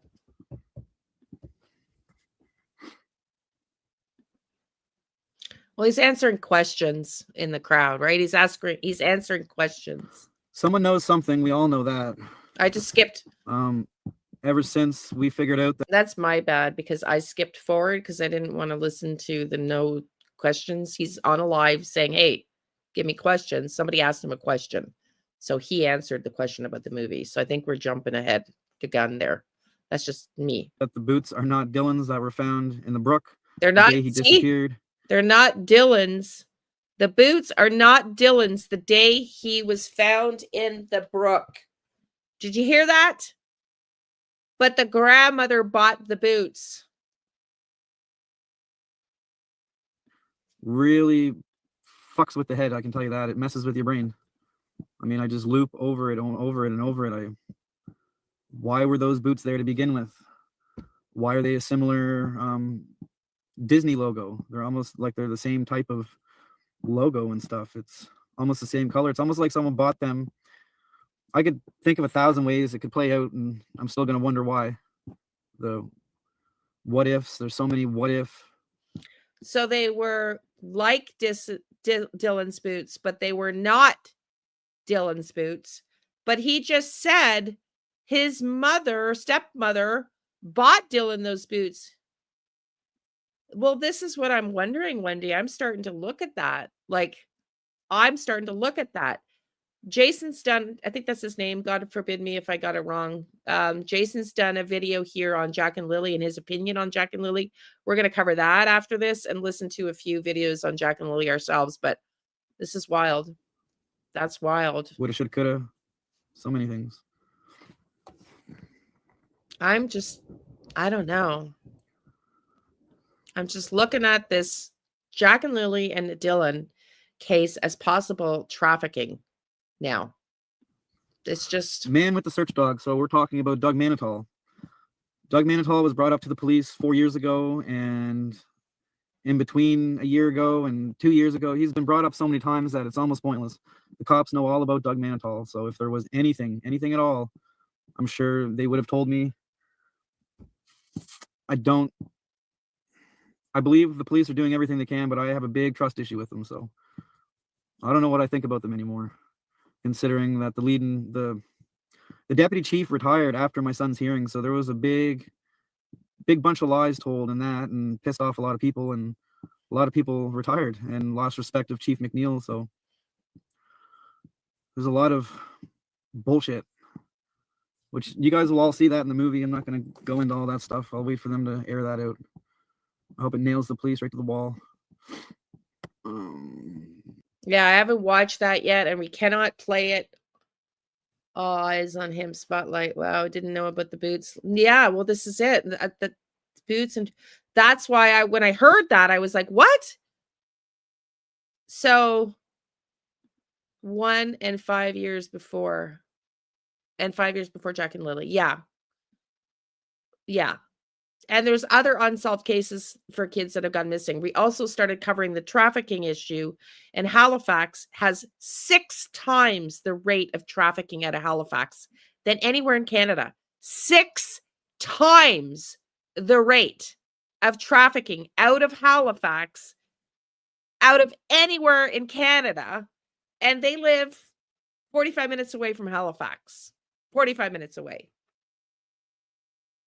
Well, I don't know. This is what I'm trying to piece together, Michelle. This is why I thought we'd cover Dylan, because everybody's asked me to cover Dylan. I hadn't covered Dylan. I'm just learning about Dylan.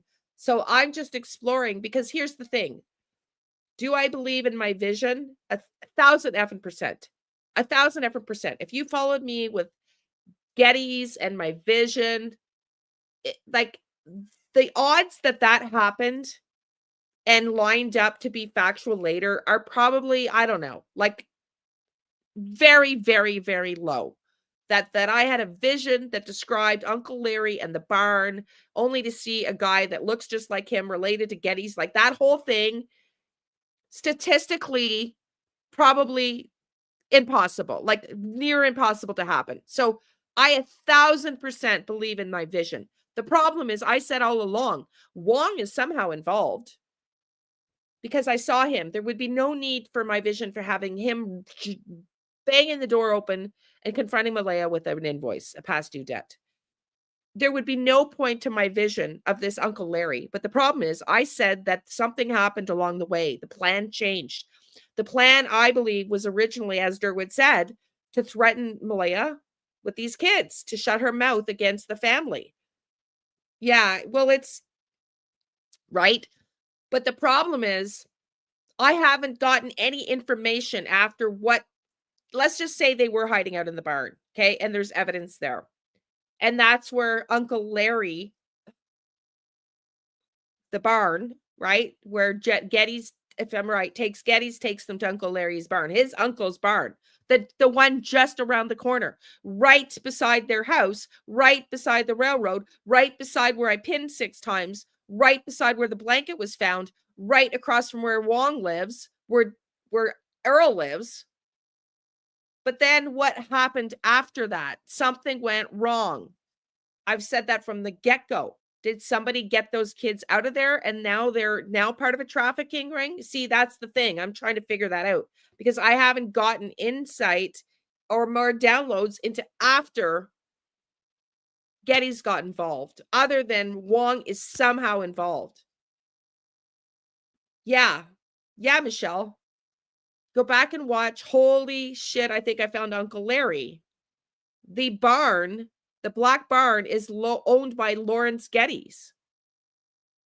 Or they moved them. Exactly, Joyful. That's why she immediately knew they did something to her children and she's left. Yeah. So exactly. And that's what made sense. That's why she was so mad because, anyways, all that to say, Daniel admitted Malaya went to bed early. He stayed outside with the kids with Janie, right? He confessed to going and checking on the kids at midnight when the cars happened to go back and forth, by according to 2 witnesses of the neighbors.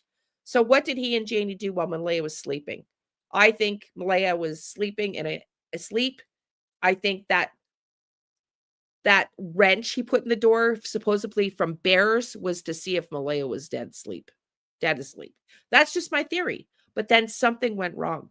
And now I'm looking at, did the grandparents get involved? Did the grandmothers both get involved, like mad drunk drivers, mad mothers against drunk drivers? Did the grandmothers say, hey, we got kids that are endangered, in our own grandchildren are endangered because we got Met and Poth had children or whatever. Let's take care of this for ourselves. I don't know. I'm just throwing it out there because anything is plausible at this point. But are these 2 cases similar in that maybe they were trafficked away out of the area? Because Nova Scotia is 45 minutes away and has 6 times the trafficking rates to the national average. 6 effing times. Has to be looked at.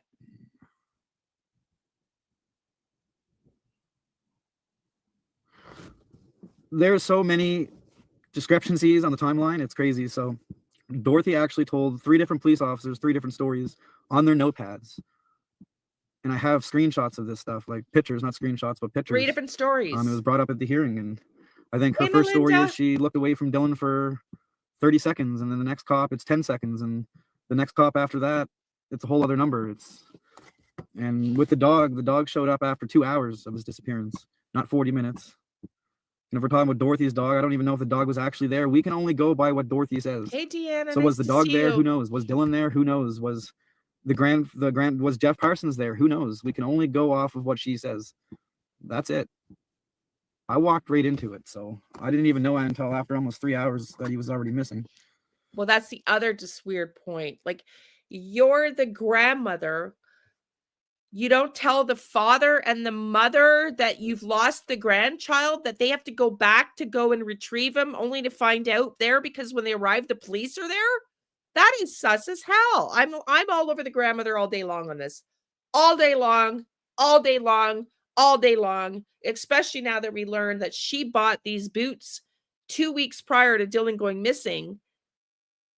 And they're similar, but not the ones that were found in the water. Like, that is bizarro. Bizarro. This is case.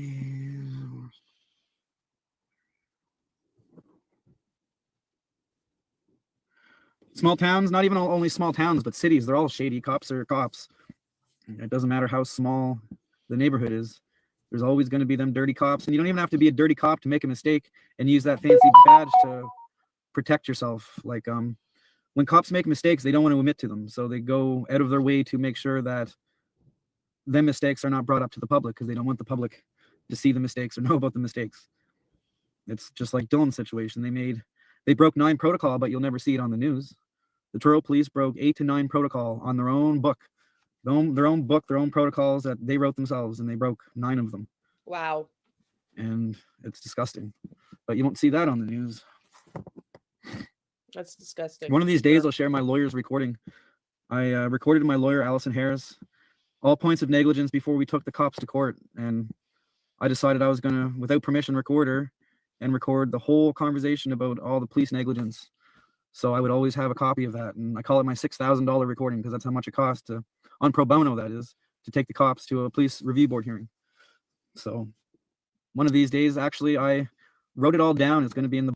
This is Dylan Ehler's father on his own channel.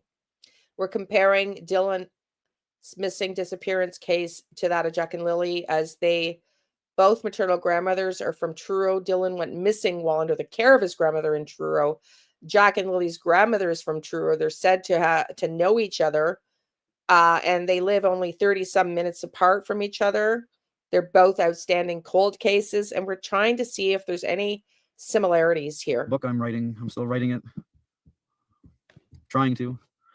Yes. They sued them.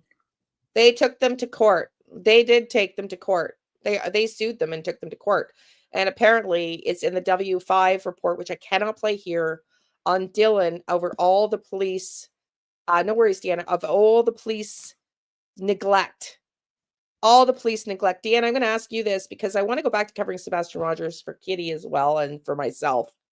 But would it be interesting for you to go back from the beginning and listen to all the interviews and see if we can piece together new facts? Because so much has happened since I took a hiatus from Sebastian Rogers. Would that be, Deanna, interesting? Because I know you're still watching him rather. Okay, let's keep listening.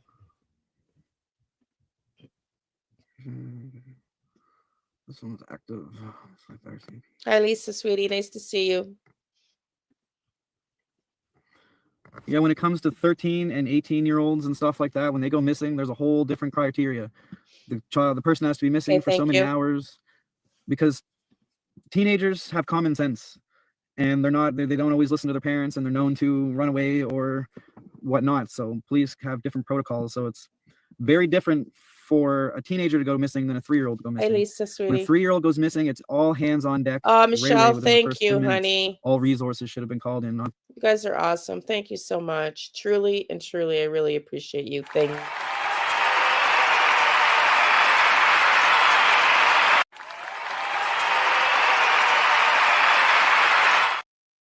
Thank you. Really appreciate that. Thank you. Thank you, honey, sweetie. Thank you. I really appreciate that. Thank you. Thank you. Fortunately, Dylan didn't get that because the cops broke protocol. For teenagers, it could be quite a few hours, even 24 hours, 48 hours before they jump right on it. It depends on the age, depends on a whole lot of things. If there's criminality right away, then things are moving right away. Depends on the cops. It depends on the team of cops that are working. Manpower, money, everything. You know, people think search and rescue is free, but that's not free. The town has to pay. Nothing's free. You know what? Like, that's why my son's search lasted 6 days, because the town was probably broke. Didn't want to fork out any more money. Example, the helicopter flew for 6 days straight. Yeah, see, this is what I talked about with Jack and Lily. The resources don't seem to be there. So I Googled just to, Dylan Ehler lawsuit, disappearance of Dylan Ehler. According to Wikipedia, settlements were reached with the group's 2 administrators in mid-2021, in which they were forbidden from contacting. That's the cyberbullying case. I think there was an investigation into the how on. They sued 2 Facebook true crimers, but I think they also went after the police. Investigation into police investigation into police conduct. Let me just see, because I'm getting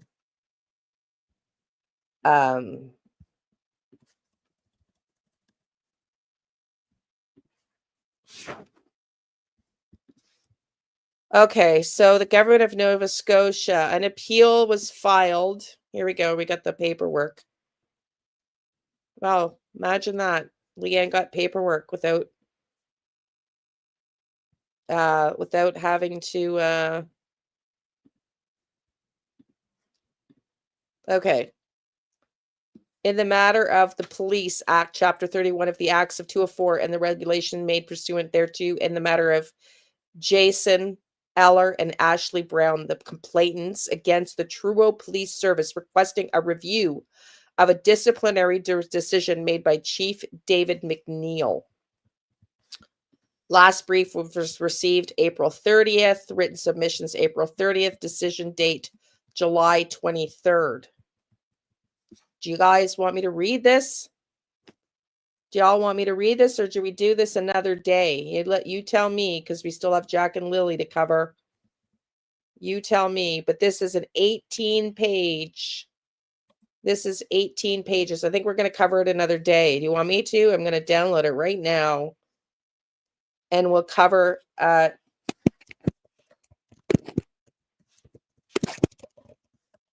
review. We'll cover it another day, and we can read what they claimed the police failed to do. I want to read that. I want to read that, and I want to go through that because I want to see. Yeah, we're going to do it another day. I agree. We're going to do that another day because I want to see how legitimate these complaints are, and I want to see if it's similar to what we're seeing with Jack and Lily. I said I wasn't going after the police, but I'm not. But we want to know the truth about how these cases are being investigated. He's just talked here about lack of resources. That's exactly what I said. Yeah, you can. Yeah, I'm going to do it another day for sure. Let's do it tomorrow. Let's do it tomorrow. Tomorrow I have an appointment in the morning about getting my license changed over to Quebec. So I'll be in the afternoon. I just don't know what time or how long it's going to take me. But yeah, let's keep listening. That is wild. That would run you a lot of money just on fuel, which is sad. It should never come between money and a child, but it does. There's a lot of shit I know that I should know and I wish I didn't know. I can tell you that. I've been on here for 18 minutes. I'm going to see if he'll reach out and do an interview with us. What do we see? I'd love to see if he'll do an interview with us. I'd like to get this case more exposure. I feel sad for him. Jack and Lily's still being covered constantly and nobody's covering this case. I'm going to reach out to him. Anyone else have any more questions? So Nova Scotia laws and even Moncton or New Brunswick laws for recording people. You can record people with permission. I recorded my very first meeting with the Truro Police and Search and Rescue on Dylan and the investigation and what was going on. And I recorded it and I shared it. It's all over social media. I've shared recording. Recording people is a messy thing. There's laws and there's not laws. Like, you're not going to get charged for it. I can tell you that. You might be able to get a civil lawsuit, but then you got to think of civil lawsuit. So you hear people say, I'm going to sue you for this, this, and this. Well, no, you're not. That's not exactly how it works. You can sue somebody, but if that person has no money, it's called an empty settlement. So you're going to spend your good money on suing them, and sure, you'll win. But if they have nothing, you can't get nothing from nothing. So they call it an empty settlement. So the person you took and sued, they might not be able to get a house or certain little things, because then they would take the assets and they would give it to the person that won the lawsuit. The judges, lawyers, all that stuff are not just going to, you sue somebody for $100,000 and they're just going to pay that out of pocket and give it to you and wait for the other party to pay it. That's not how it works, unless they have assets, a house or something like that. So it's always funny when you hear people, I'm going to sue you. Well, if it's me you're going to sue, good luck with that. Have at her. Sue away. Because 9 times out of 10, a lawyer is going to look at all the assets. That's what I say. And then they're going to tell you, like my lawyer said, so this is what my lawyer would say. This person has no money. We could take them for money, but you might wait the rest of your life to get it. And then, so you're going to spend good money, your good money, on nothing, basically. So it's pointless going after someone with no money. It's pointless. I wish it was easy to just sue people and get lots of money. I don't even know how I got into the conversation of suing. Must have read something here. Canada, United States are completely different. Different laws, different protocols, different altogether. Way different.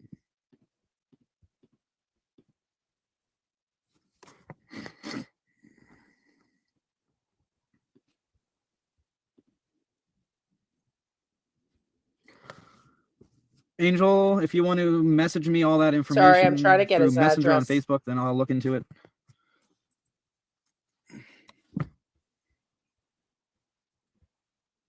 What is happening? Nothing's happening. I was just talking about suing people.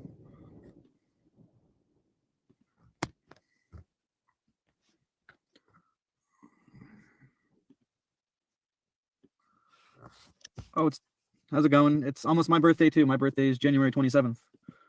Yay me. Woohoo.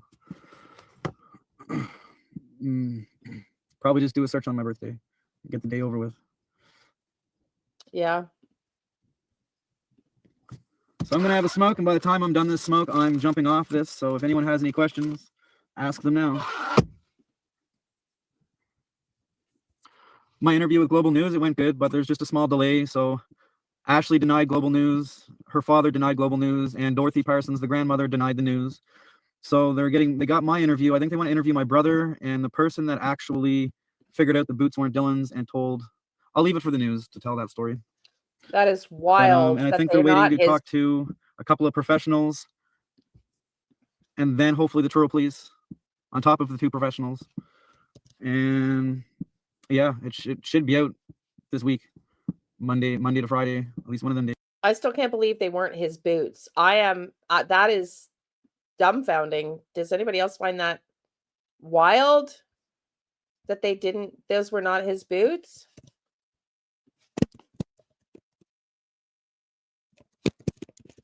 That's just wild. Yeah, it's wild. I'm going to see if he wants to come up and talk to us about it, because I really feel bad that Dylan's not getting the exposure here. Let's keep listening. There's only a few minutes left of this video. When I know, you guys will know. And remember, when I know and I watch it, I'll screen record it and I will share it on Facebook, because they don't let you share news on Facebook no more. So you just bypass that, screen record it, and share it anyway. So I don't know why they stopped it to begin with. Like, you can just screenshot this shit and put it on Facebook. So why ban news articles from Facebook or links, news links, when you're just going to screen record or screenshot it anyway? Kind of silly. Yes, Global News will be coming out with a big update. Most of you already know about the boots. A lot of the world doesn't know, because not a lot of people are on Facebook. So actually removed all posts from the game. I have Ashley removed a bunch of her posts. I have no idea. I don't even look at her Facebook. Couldn't care for seeing that family ever again. That's just the way I am. I guess the feeling of fighting alone all the time makes you change.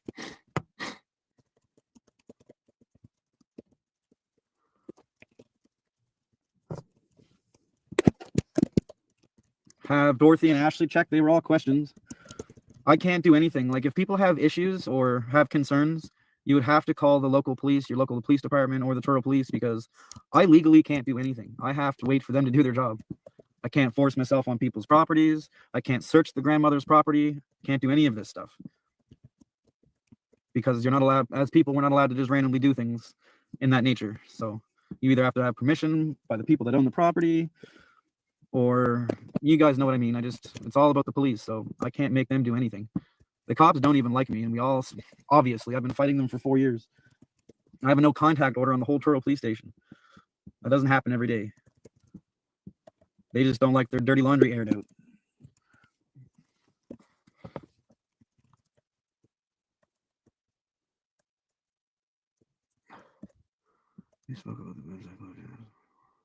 I didn't realize there was a mistake on the poster. Yeah, if you want to correct it, I'll re-share it. Or actually, I'll just delete the picture I shared. I won't delete the post, but I'll delete the picture and add the new one, and it'll just stay the same.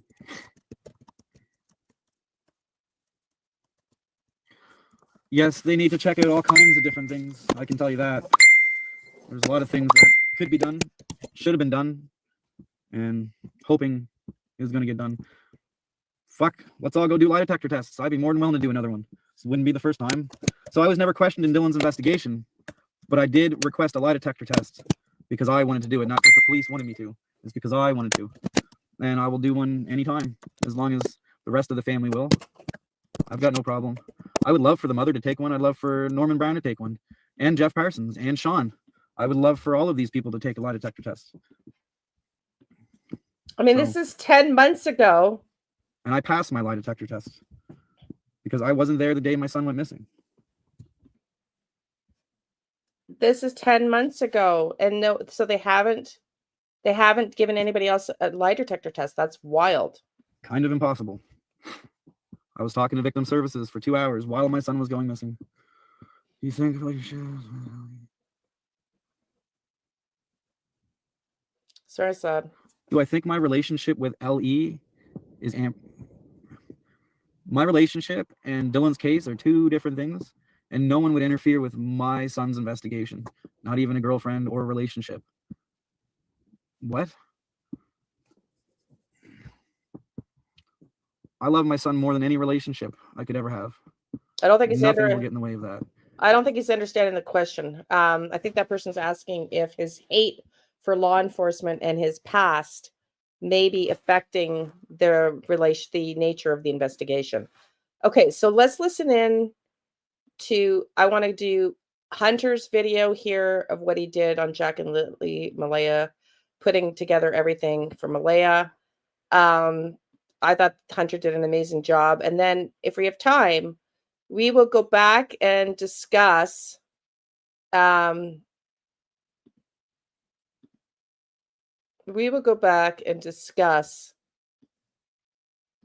Jason's take. Did and went on a date. I thought they both did it. Yeah, they did, but they weren't at the house when he disappeared. So I don't know. I've just sent him an email to see if he wants to come in on our channel and talk to us about Dylan. So we'll see if he's interested in that, and then we can ask him some questions ourselves, you know. But okay, let's watch this in the meantime, because this one, I thought Hunter, he does an excellent job of putting videos together.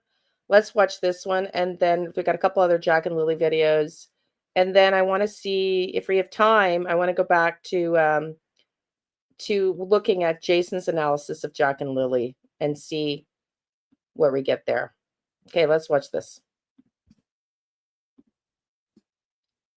Hi, I'm Liane. I'm going to start doing videos. Maybe you'd like to know more Yeah, about they me. did. Yeah. Well, I'm part native, not Indian, but kind of ish. Native is like Mi'kmaq. Other things, my eyes are gray. Yeah, pretty amazing, huh? Gray eyes. Whoop. And also, one last thing, I love listening to music. And that's basically it. So, hope you guys are like having a great day. Bye.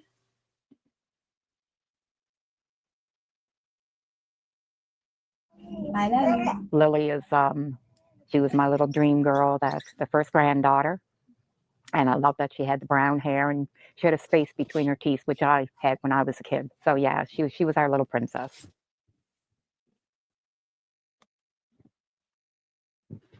Jack was such a sober, serious little baby that he didn't like to smile. You could tickle him, and he would look at you ever so serious, like he was really studying you. I thought they were the picture perfect family. She told me that she wasn't happy and she thinks she's going to leave. And I told her that we supported whatever she decides, that one good parent is way better than two broken ones. My son has been living here for 11 months now, and he does not have a criminal record whatsoever.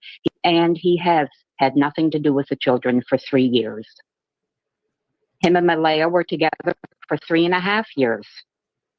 Their relationship went downhill really fast after Jack was born. Malaya told me that she was not happy. She definitely wanted out of the relationship. And we supported her 100%. My son, I don't know if it was the pressures of trying to support a family. I'm not sure what happened, but he started drinking a lot, started doing the drugs, and in the end, he just didn't care. And she got tired of it and left. She went to court for full custody. So again, this is the first time I'm hearing Cody also was doing drugs and just lots of interest in his kids. They are precious. That's so sad. This drug thing is just, it's like a curse in every case. Like, wild. And she went to court for child support payments. And he was paying child support right up until 11 months ago now, when he lost his job, lost his apartment, and lost his vehicle, and that's why he's home. Now that we have that out of the way, does it suck? Yes, it does. I make no excuses for him, but he is my son, and I love him with all my heart. Yeah, well, I get that. And I'm glad she said, I don't make excuses for him. I looked at the fact that when her and my son separated, my son walked away. He chose to walk away, that she wanted sole custody of the kids. So she petitioned the courts for sole custody. And when she did that, he said he was done. Malaya, she was a sweetheart. Hi guys, it's Malaya. Apparently, it's more of like an about me video. So that, I don't know, because since I'm getting into this YouTube thing, I just thought it'd be more appropriate to know about me. A horse, it's a Percheron horse, and her name is Raven. Golden Retriever dog named Kubai. I have a little Shih Tzu named Gabriella. She's something else. Horseback ride, but I had to quit because my back problems would not go away. Raven when I first rode her when she was green, I got bucked off and forever. Now I have back problems. I love animals, all kinds, but my most favorite animal is a wolf. And if I could get a husky dog, they resemble wolves, I would. I don't have to dance when I'm really hyper. I can get really, really hyper. And I'm just like, woo. My last thing about me, I'm a Canadian. Yeah. Anytime we wanted to see the kids, I saw that she hurt her back. So I don't know. She was on pain meds, drugs for that. Yeah. Thank you. Rugs destroy people. No kidding. Yeah. Yeah. And I did hear that Cody was on drugs too. That's the first time I heard that clip. So many pieces of information to keep straight, you come know? by for a visit. She'd bring them by all the time. It was actually really, really good. When she broke up with Cody and was back at her mom's, it was about 6 to 7 months when she told me she's going to start dating again. And I told her I thought it was a wonderful idea. And she had met somebody. She posted pictures of them. They were together only for a couple of months. And she told me that it didn't work out, that she just found him a little overbearing and she wasn't happy with the way he was around the kids. So that ended. And it was only about possibly a month, maybe a month and a half, when she stated she met Daniel. Sorry. Yeah. So, okay. So that's information that's really interesting.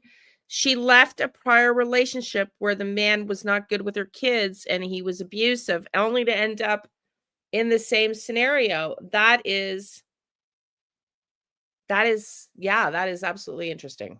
Very interesting. What struck me about Belinda is that she understood and described a change in Malaya that she noticed over the last few years. I thought her gift was being a mom. That I really thought that was her God-given gift, that she seemed to just breeze through it. She was actually everything a grandmother could want for a mom. Really? Okay. She was an excellent mom. An excellent mom. She didn't raise her voice. She had more patience than I had as a mom. See? I mean, so Belinda's account of Malaya is different from Daniel's. I'm going to side with Belinda here. Just saying. I'm going to side with Belinda. Wow. And so what do you think happened? Things started to change when she met Daniel. Okay. That she had told us about meeting him, and that she did believe it was going somewhere. So I was happy for her. And I told her, well, as long as he makes her happy, because kids are happy if mom's happy. Yeah. And we kept in communication that the kids' birthdays and Christmas, that she was staying with her grandmother at that time in Truro. Yeah. So we would go there to drop off the kids' birthday gifts or Christmas gifts and visit with them. Then we noticed that it started to change a bit. And what kind of change did you notice in her? She started to get distance. That the last visit she had them here, that was in the summer before Jack's birthday, so that probably would have been around July or August. She did make the comment that it bothered Daniel coming to visit us. That he assumed that she was coming so she could run into Cody. And I thought, well, I mean, they're only young, so we made it clear that, look, if he's got a problem, bring him too. Do you think that the reason why you haven't seen him in the last 2 years is because of that? I do feel it's because of him. I do. I mean, she was coming all the time up until she got with him. But Malaya knew that this will always be a second home for her, that they were our grandkids, so she was more than welcome here whenever she wanted to come by. What do you remember about the kids? Kids, they were happy. Yeah. Very happy. Yeah. Yes. Every time I seen them, they always lived at their grandmother's in Truro. I got you. Okay. Yeah. Well, at their great grandmother's. Yep. Yeah. That Patty Carter's. That's where I used to go visit. Okay. Yeah. What? Until this guy moved him away, and that was the last time I seen him. When's the last time that you got to see Lily and Jack? I seen Lily last year when she brought her up here. That's the last time I seen Lily. Connie Brooks told us some interesting information. Malaya had been there to get her status card updated, so she is a member of the First Nation, and she visited her grandmother and other relatives, and her grandmother asked her about her relationship with Daniel Martel. She don't know, but I asked her, did he hurt you? She didn't really say he hurt her, but he held her down. He held her down and took her phone on her, and she couldn't talk. She couldn't allow to use the phone.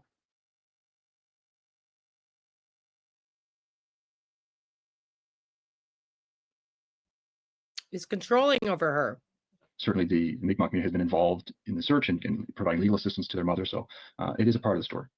We learned through our reporting that the Nova Scotia's Child Protection Office had been contacted by the kids' school out of concern about the way they were showing up at school. We don't know the specific details of what the concern was that prompted that call, but we do know that that caused a child protection worker to go to the children's house and interview their parents. And this was in the months before their disappearance.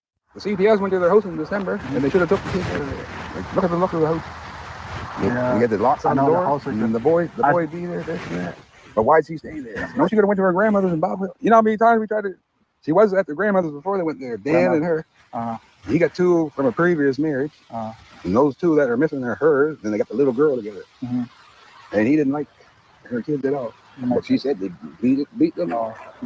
I was looking through the Facebook page of the children's school to understand what their school life was like. I was really just curious about the types of things they did at school and, you know, what their lives were like there. And I came across a photo of Jack with a black eye. And so that photo was dated December 13th, 2024. It was 5 months before he and Lily disappeared. I asked Daniel how Jack received the black eye in December, and he didn't respond. But in private Facebook messages that were shared with me, he acknowledged that Jack had many black eyes. He said Lily even had a black eye when Jack and Lily disappeared from. You know, my thoughts about that, although my daughter does say autistic kids do bash themselves a lot, but yeah, I just don't think the black eyes are just autistic kids getting into trouble, in my An opinion. incident that happened on May 1st, the day before the children went missing. He said a Tonka truck that she pushed down on swung up and hit her in the face. But the most of the black eyes were probably from Lily, because, and I don't want to say 100% because Jack was really clumsy too. Like when we used to take him to the woods, he would fall a lot. I remember one time too, Jack ran right into the doorknob on the door. They would throw stuff at each other. They were quite aggressive toward each other. Now, the house like that, I'm checking to see the. Again, I've talked about this. My grandsons are full-on sumo wrestlers with each other. They're like 3 and 4, and it's absolutely wild. And they have never given each other a black eye, let alone multiples. So I don't know. The food in the fridge. I'm checking. See if there's locks on it. It's just that to use a lock. And Daniel's daughter, that she's like 8 or 9. Her name is Rain. She said, well, they got locked in the room. Yeah, but she didn't care. She didn't bother. She bring them over and close her stuff and fill. Was she always like this? Yeah. Oh, you wasn't bought like that. See, asked her to took the kids out. This was in December. Okay, so this is when, oh my God, I can't even remember his name now, goes and does this mystery video of Malaya's, who's this guy is Malaya's Cindy's, her mother's husband, Tint. And so this is Malaya's stepfather married to her mother. And he's saying things about Malaya that are not super favorable, and he doesn't know he's being recorded. And plus, CPS should have taken those kids out. Why would you stay there? If someone's beating my kids, I'm breaking their fucking exactly. And 3 months ago, we told her, before that happened, I'll say 3 months before May, we had the U-Haul truck to move her back to her grandmother's house. We had a big house, like Redcliffe and Bible Hill. The day before, no, I'm not moving. Yeah. Why do you want to stay here? There's rats in the walls. Exactly. I think that's many times.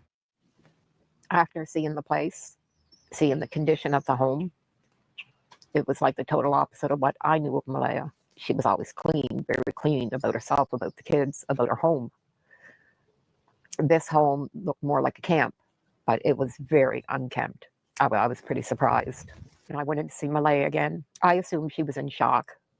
She was very non-emotional, very just flat, monotone. But Malaya's very soft-spoken anyway. That she's not usually excitable.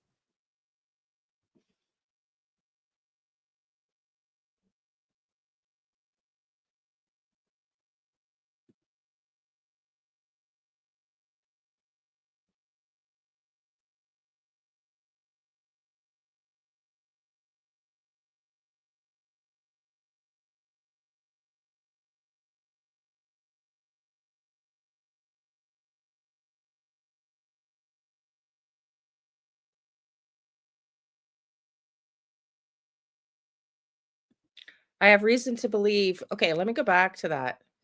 I'm going to go back to some of these texts here. The kids about her home. This home looked more like a camp, but it was very unkempt. I was pretty surprised. And I went in to see Malaya again. I assumed she was in shock. She was very, very non-emotional, very just flat, monotone. But Malaya's very soft-spoken anyway. That she's not usually excitable. Okay, so Malaya doesn't have a history of being excitable. And Belinda's got nothing. She's not any side other than Jack and Lily's side. So she's got no reason to say kind things about Malaya. But let's read these texts here, because this is something here I want to. May 2nd at 6:15 a.m., Malaya marks Lily and Jack out of school sick from school. We assume is online. At 8:28 a.m., Malaya makes an unanswered call to her mom, Cindy. Could it have been a pocket dial?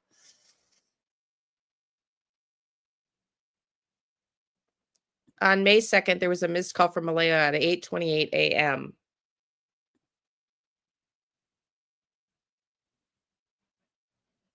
At 10:01 a.m., Malaya calls 911 to report Lily and Jack missing. Now, this is the part that I find interesting. I never thought they went off like that. She wrote, I'm so distraught when she messaged Belinda. Here's the interesting. Hours later, Malaya floated the idea that Jack and Lily were abducted. Many are suspecting they were picked up by somebody. She texted Belinda because there's no trace of them or Lily's backpack. So, yeah, phone call for help. That's Wade for sure. So how did Malaya come to that conclusion hours later? I'm wondering, because that's my theory. You don't have to agree with it. I know most people don't, but how did Malaya figure that out hours later? Was something said by Daniel? I'm just curious. I'm curious.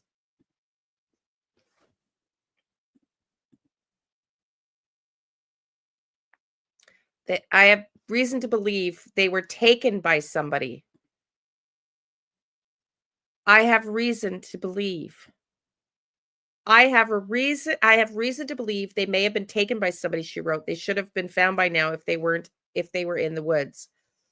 But is there more to it behind Malaya's text to Belinda? Is there more to that? Gave 2 statements to RCMP that first day, and while Daniel fell asleep early the first night that Jack and Lily went missing, Malaya says she was awake until 3 a.m. When I found out that they were missing, I thought they were lost in the woods.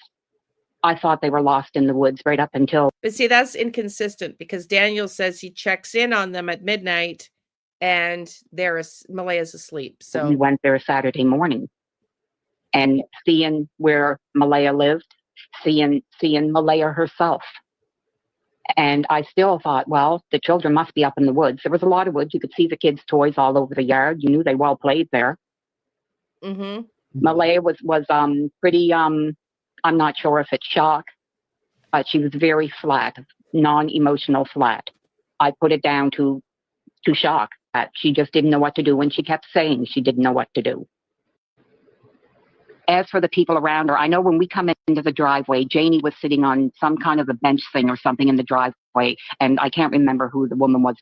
I just want to remind everybody, I know a lot of people believe Malaya is innocent because she's scared, exactly as Donna said, scared stiff, but having trained in fear responses as a coach, right? We have fight, flight, and freeze. Freeze is like, I don't know, like the deer in the headlight. Like if I move this way, this car is going to hit me if I move that way. So you're like this. You can't make a decision. You're in panic. I don't know what to do with myself. I don't know what to do with myself. I cannot calm down. I can't, right? So I don't really know what her response was, but it wasn't flight. It wasn't rather fight. It was flight and freeze. Flight. I can't cope with this. I'm out of here. It wasn't fight like Daniel. But that also tells us how people respond in any moment of fear. Malaya's going to run, flight. Daniel's going to fight. Now that gives you a hint on their behavior patterns in the past on how they deal with fear and chaos and stress. Malaya flees and runs.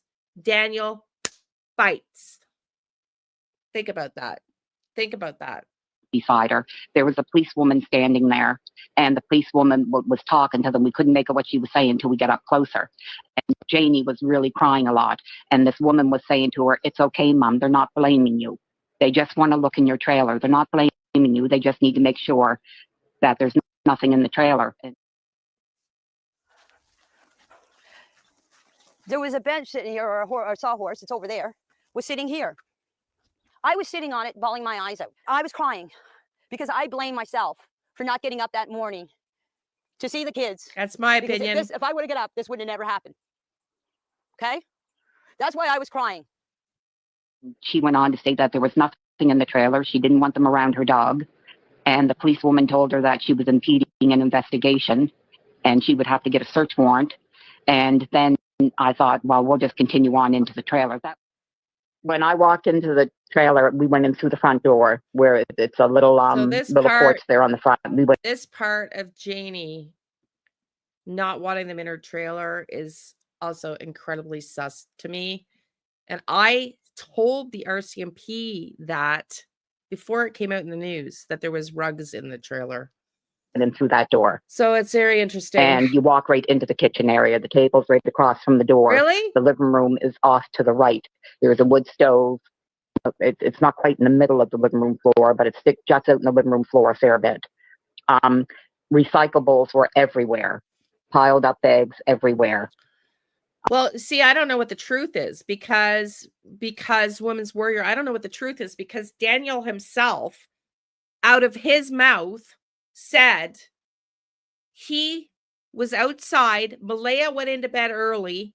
He was outside with his mother raking the laneway for a pool in May. Make that make sense.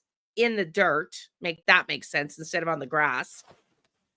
And that he himself checked on Malaya at midnight. And she was asleep. I swear that's what Daniel said. So what's the truth of the matter? I don't know. The counters were so full, you couldn't pick out any one thing because it was really piled up with a lot of stuff.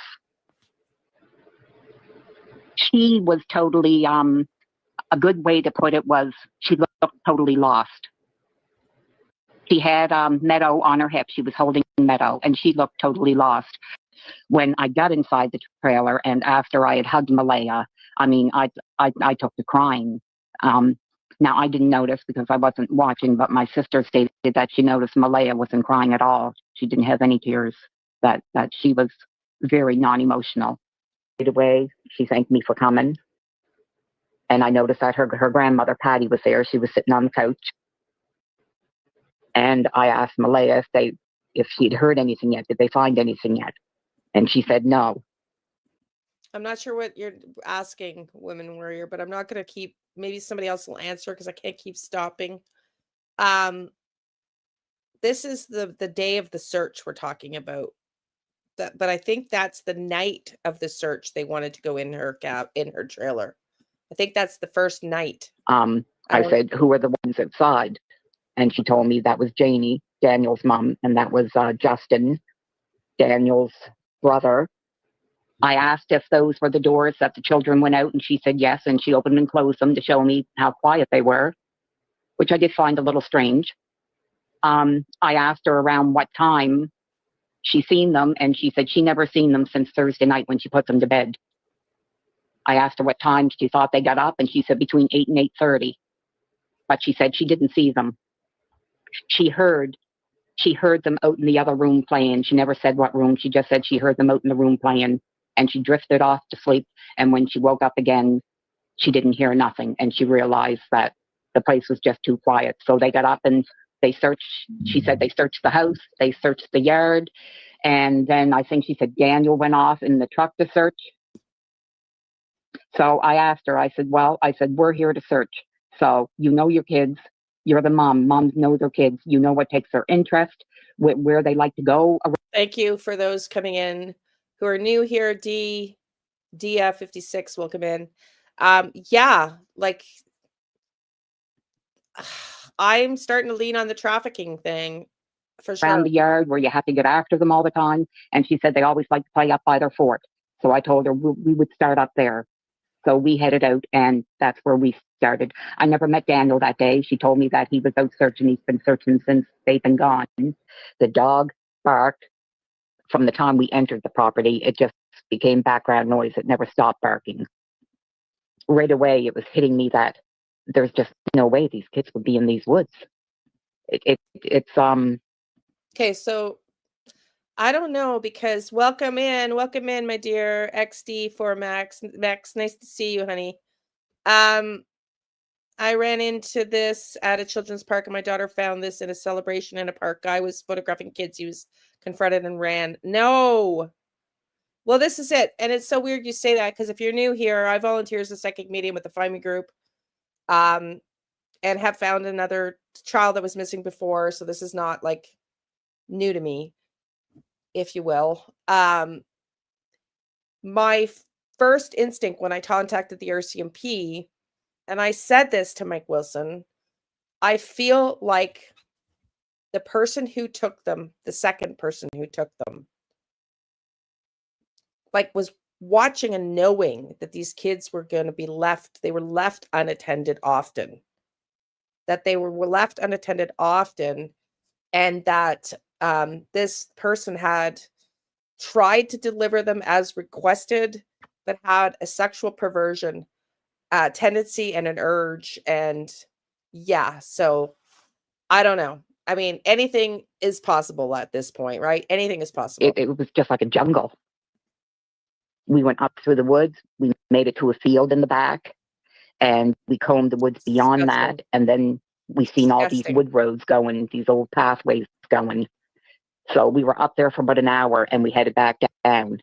And I went back into the trailer, and Malaya had Meadow cradled on her hip, and there was a couple of groups of people, but I wasn't paying any attention to the people at that point.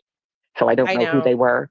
And she was going to different groups, talking with people. I mean, I just like think of these parents who are innocent, the parents who are innocent in this, and what they have to live with, like, and these poor effing kids.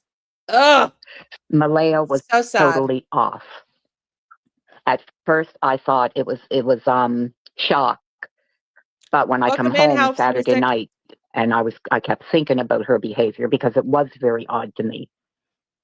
I'm just staying as hopeful as possible. I want them home. I want to hold them. And I want them home. What happened was we woke up, I heard them playing in the next room beside us, and I was drifting in and out of sleep. And they're not the type of kids that we tell them not to go outside on their own. We always make sure that we're out there with them, watching them. And they happened to just get out that sliding door, and we can't hear it when it opens. And they were outside playing, but we weren't aware of it at the time. And the next thing we knew, it was quiet. And we get up, and I tell him, my partner, Daniel, I tell him, do you hear the kids? And he says, no. And then when I woke up, Malaya was right beside me. She was still asleep. And I said, I don't hear Lily and Jack. So I jumped straight up out of bed. Yeah, so they're both contradicting each other. Who was asleep? Who noticed they weren't there? They're both saying, they're both taking credit for the other one being asleep, and then the one saying the kids aren't here. So who's right? Who's wrong here? Silence is never a good thing when you have kids, because you know they're getting into something. And we get up instantly. We're looking outside. We're looking everywhere, yelling for them. And I instantly just call 911.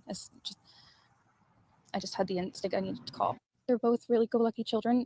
They're so sweet. Yes, well, this is it. They'll talk your ear off. Yes. They will speak to. Why were Janie's dogs not barking? That's exactly, yes. Yes, house music. It's been a while, honey. I'm so glad to see you again. Yes. And we're going to go back to Jack and Lily, sweetie, soon. I keep saying that. I don't know what to do that's not been covered, I don't want to be redundant. But there's so many facts to Sebastian Rogers, too. Well, this is it. Like, where were the dogs, Donna? Where were the dogs barking? This is it, Robin. How would they get away with taking them? And Lily would have screamed. You're right. So I also got a vision, y'all. I also got a vision of somebody going in and waking the kids up silently. And it's a female's voice. to wake up Lily. So I am just stymied with what happened to, I believe I know the first part of what happened to them. The second part, I haven't been able to get answers to yet. Anyone in a store, everyone, they're just extremely sweet kids. I appreciate the huge search effort going on right now, but we've been pushing for an Amber Alert, which hasn't been issued, not just that they could possibly be abducted, which it is a possibility that they could have been, but just an alert to let everyone know that they are missing. We had people text me saying that they weren't aware, someone else let them know that they were missing, and it would just be nice if everyone could be alerted. We thought maybe that we found tracks, but it's still uncertain. It's been raining and they're probably soaking wet, but with the sun today, I'm hopeful that they are feeling warm. We're all filled with pain and sorrow because we just want them found. We want them home.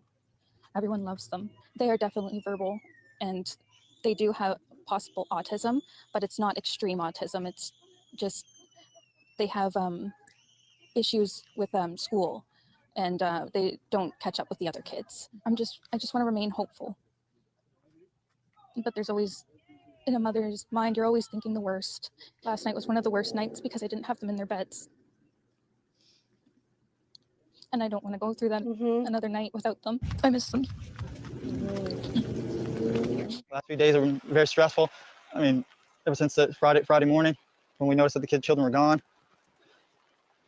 I find the sorrow an interesting use of words as well, but they're not super educated and literate, this family. So I'm giving them a pass for that. But I agree, Donna, the use of we're all filled with sorrow instead of worry is an interesting word. Sorrow implies that the end is not positive, which worry means like you still don't know the outcome. So it's an interesting choice of words. But again, they're not a super literate group of people. So I'm trying to be objective with that. But you're right. It's an odd choice of words.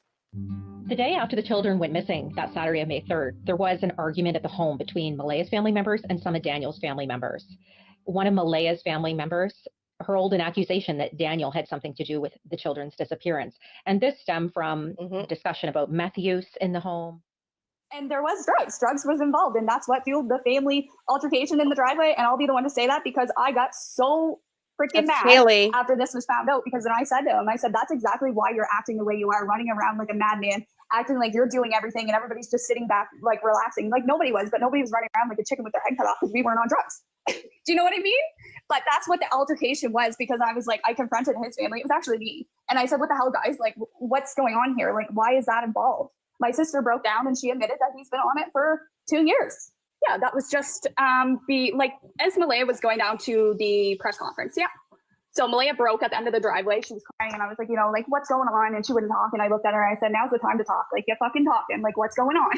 So, okay. So we're getting some context as to what's going on in the interview. So as Malaya is giving this interview, her one and only, she's fighting with her sister and telling her sister, who's fighting with Daniel and Janie, because she's confronting for the first time, Haley is, confronting her rather, and she's having it out with Haley for the first time about Daniel being a meth addict that she hid from her own family. The kids are missing. That could also explain why Malaya left, right? I mean, official Ellie wants to believe the crimes of opportunity are rare, but they really are not that rare.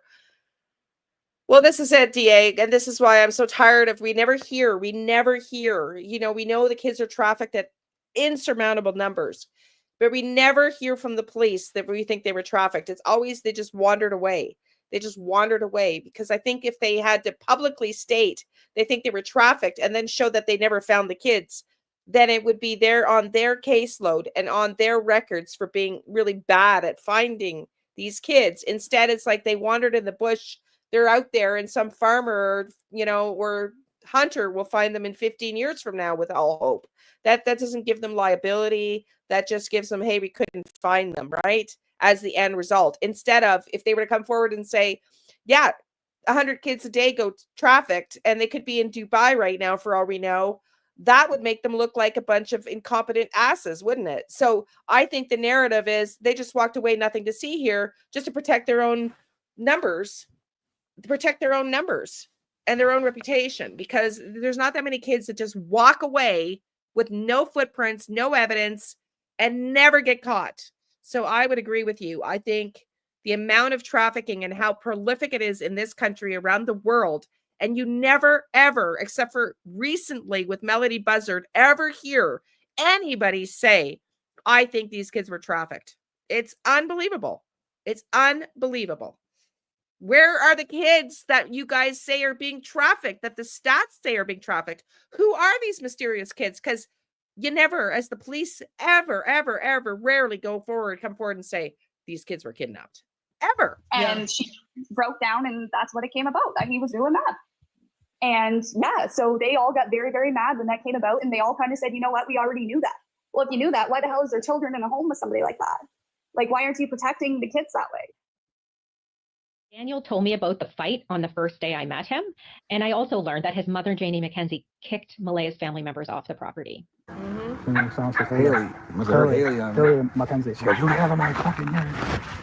That's what the Liane come right up to her. You get out of my fucking yard. Don't you accuse my fucking son. After that point, at a briefing, a police update that Daniel and Malaya attended together, Malaya left the briefing in tears.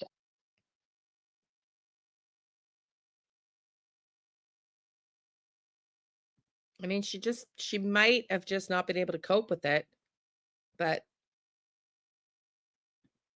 When Daniel tried to speak to her alone, her mother would not let him. Thank you, honey. And that there was also an altercation there that resulted in Malaya leaving with her mother, cutting off contact with Daniel, and the two have broken up. She's changed her Facebook status to single, and she has not come back to the community. Yeah, just before Malaya had left, Malaya planned to, the baby was going to go with Logan. There was a lot of like, kind of like, give me the baby, I'm taking the baby, and then, oh, you can come too. And it was kind of like, you know, Malaya, like, I spoke to her and I was like, why don't you go with your mom? She wasn't made to go with her mom. As her sister, I could see what was right and what was wrong in that moment. When I got there, I said, do you want me to stay with the baby? You can go look. She goes, I'm going to stay with the baby. Okay, so whatever. So I went looking. So that was the next thing, was when she was told that the baby had to leave the residence. She exactly told she did not have to leave the residence. They just wanted the baby off from the residence. As like, this whole scenario isn't something a kid should be a part of. So the baby was going to come to my house. So she's never been apart from the baby. Never. Like, she's meadow. So I said, you're more than welcome to come too. If not, I am comfortable. I have 3 kids of my own. Like, Malaya, I can take care of this kid. Like, I can take care of the baby, no problem. So first the baby, it was just going to be the baby. And then she decided she was going to come with me. So, but then something changed and we were at the briefing. Her mother said something to her. And then I had to take everything out of my car and put it in her mother's car. And like I said, she had this whole plan. Like, she was going to drive her car into my house. Mm-hmm. And she was going to, and then the plan changed. Oh, I'm going to take the car to my mother's. Like, I'm going with my mother. Well, she didn't even come back for the car. Like, well, that's my entire theory, that Malaya was probably with CPS bound, beaten down their door, money coming to an end since he forgot to do his tax return. So they weren't going to get any child care benefits. I think they were all threatening Malaya too, but that's just my opinion. The search and rescue had her car towed to wherever she was because they left the car.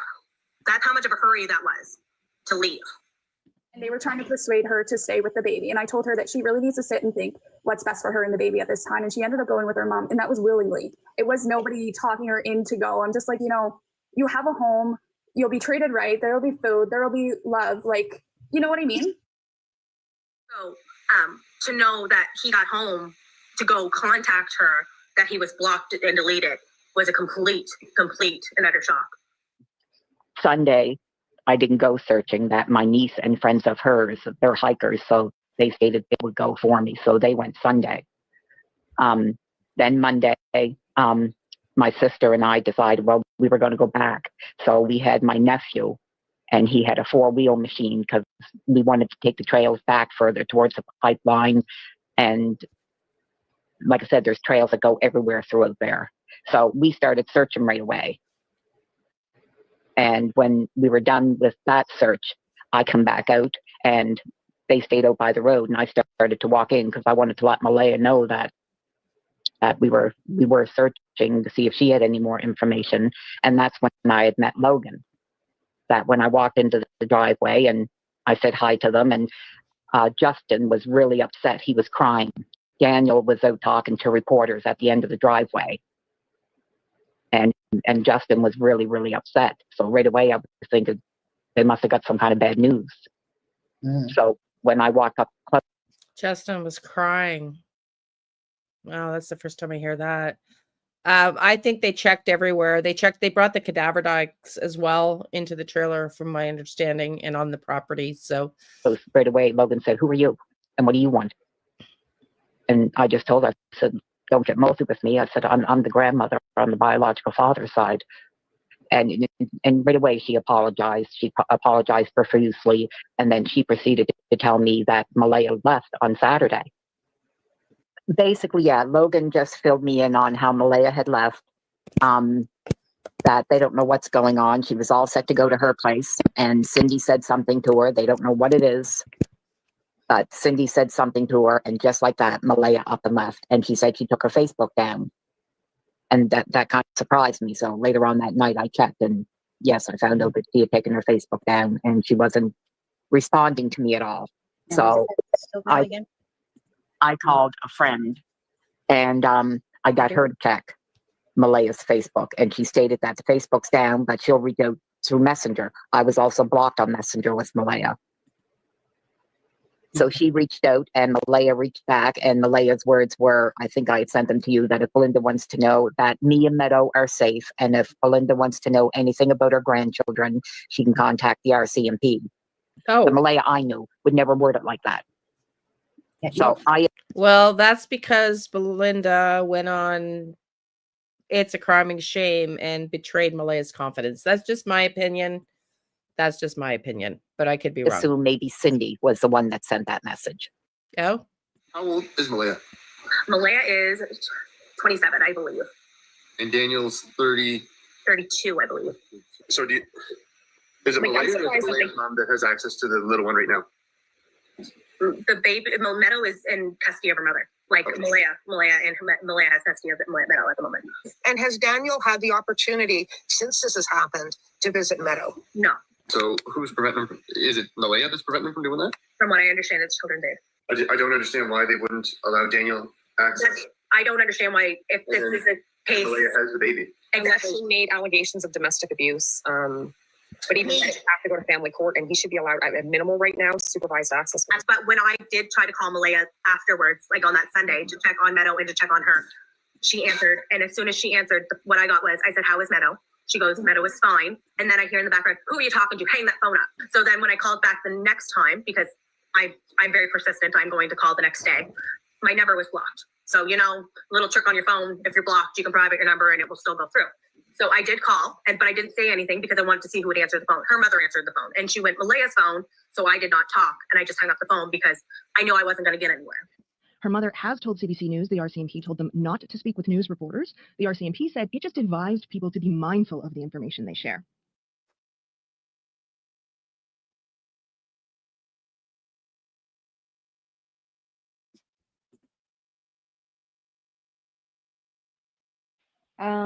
Like, again, I said, I don't really want to touch on anything to do with Malay and what her future plans are. Everything's touch and go. The subject is very touchy for family.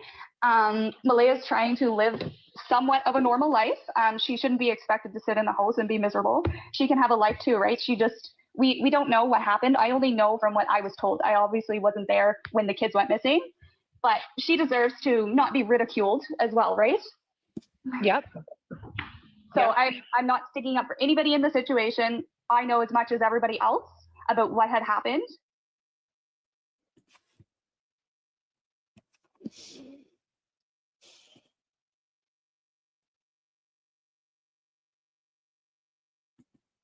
This is Daniel. Totally different viewpoint. Totally different viewpoint.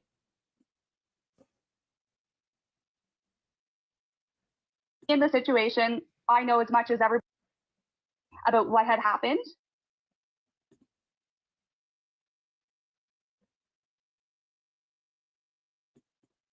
I mean, my take on it, just my opinion. She went to bed early. She woke up and the kids were gone. Had to be Daniel.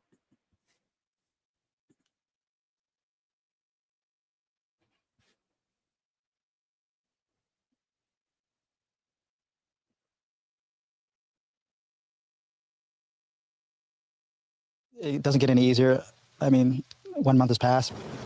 At the vigil, Martel didn't know what to expect, but people came. Strangers stood silent, held candles, and left messages. The children's mother didn't attend the vigil. Your focus outward around Malaya and toward the kids. Don't attack Malaya, because her mental health is, it's going to be reflected on her daughter. So I don't want anyone attacking Malaya anymore.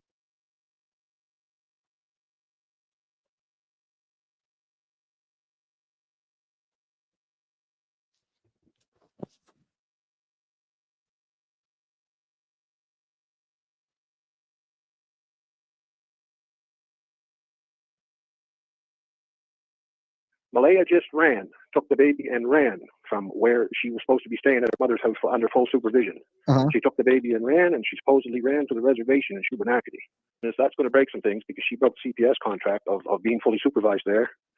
And her mother was there and resisted her running, and she went against her mother and everybody and ran by herself. When she was on the run with Meadow, fled to the reserve when she wasn't being supervised. Darren called me and said Malaya's unsupervised. So then I called Malaya's phone from my aunt's phone, because I was at my uncle's at the time. Used my aunt's phone. I called Malaya's phone. Malaya picked up, and I could tell from the background that she was in a moving vehicle. So Darren was correct on that. And so then I called major crimes investigators, and I said, Malaya's on the run with Meadow. And they said, there's nothing we can do, Daniel. You got to call CPS for that. I called CPS, but they were already closed. And it was actually Cindy, her own mother, which called CPS on Malaya, which had Meadow removed. Oh, wow. I didn't know that. Yeah. And so, that's something new that the public probably doesn't know. And what ended up resulting? What happened? Did CPS find her, pick her up? CPS went to her father's house along with RCMP, I do believe, and they actually took Meadow out of her care while she was at Henry's. Gotcha. And Meadow's been in CPS with CPS since? She's in foster care. Gotcha. And are there any is there an end result in that? Do you guys think that should be in foster care for much longer? Not sure at the moment. I mean, there's so many moving parts in this, Daniel. I'm not sure, especially with Jack and Lily being missing in that case, because they're Malaya's children. CPS it has them included into the court case. Like they have them included in the court case because it's involuntary, right? Because she's the mother of them. She's connected to Meadow, so they're automatically seen in the court case. I believe a member of the family heard what I was saying when I was stirring shit up and notified Malaya, and Malaya broke and ran.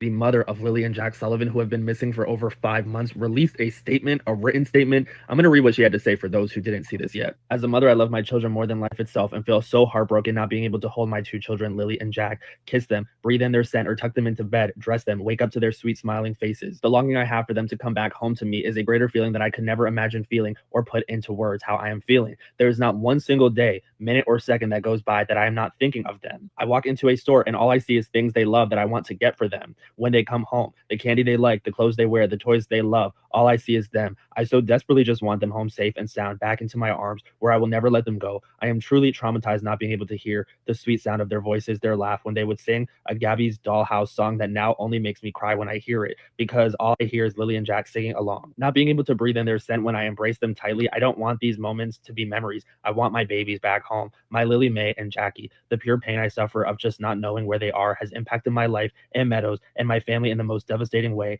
Life feels extremely hard to keep going. With no answers, it is just pure lostness. Like I can no longer feel at home anymore. No matter how lost I feel, I have not ever given up hope that my children will be returned. I have all of the faith and hope that I will see them again. Please, anyone with information, come forward. Please do not be afraid to use your voice to help bring home Lily and Jack. Even the smallest details are crucial. She goes on to say, I will never stop searching for my children until they are found and brought home safe and sound. Someone somewhere knows something, so please help bring my babies home. To the incredible volunteers, searchers, investigators, and compassionate strangers who have stood beside us, thank you. You've shown me that love, kindness, and compassion still shine even in the darkest times. Everything you've done has not gone unnoticed. Thank you with deepest gratitude, Malaya Brooks Murray. Wow.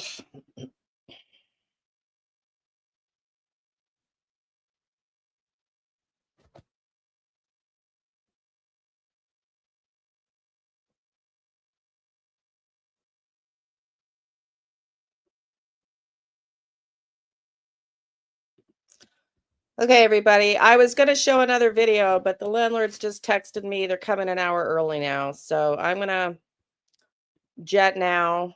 We'll be on tomorrow afternoon. I cannot regrettably tell you what time yet. It'll be hopefully around 2, but I have to get my driver's license appointment changed. So let me get a hold of the landlord now, because now they want to come tomorrow, and tomorrow's even worse. So let me get back to her, and we'll see you all tomorrow afternoon. Do all the YouTube notification things to let me know, so you know, rather, to let you know when I'll be live. Tomorrow, we're going to cover Dylan and Jack and Lily again. And so be on the lookout for that. Thank you, everybody. Love and light, everybody. Thank you, everybody who was here today. Yes. Stay safe. Yes. Stay safe. Thank you to all the beautiful mods. We'll see you all tomorrow. Cheers.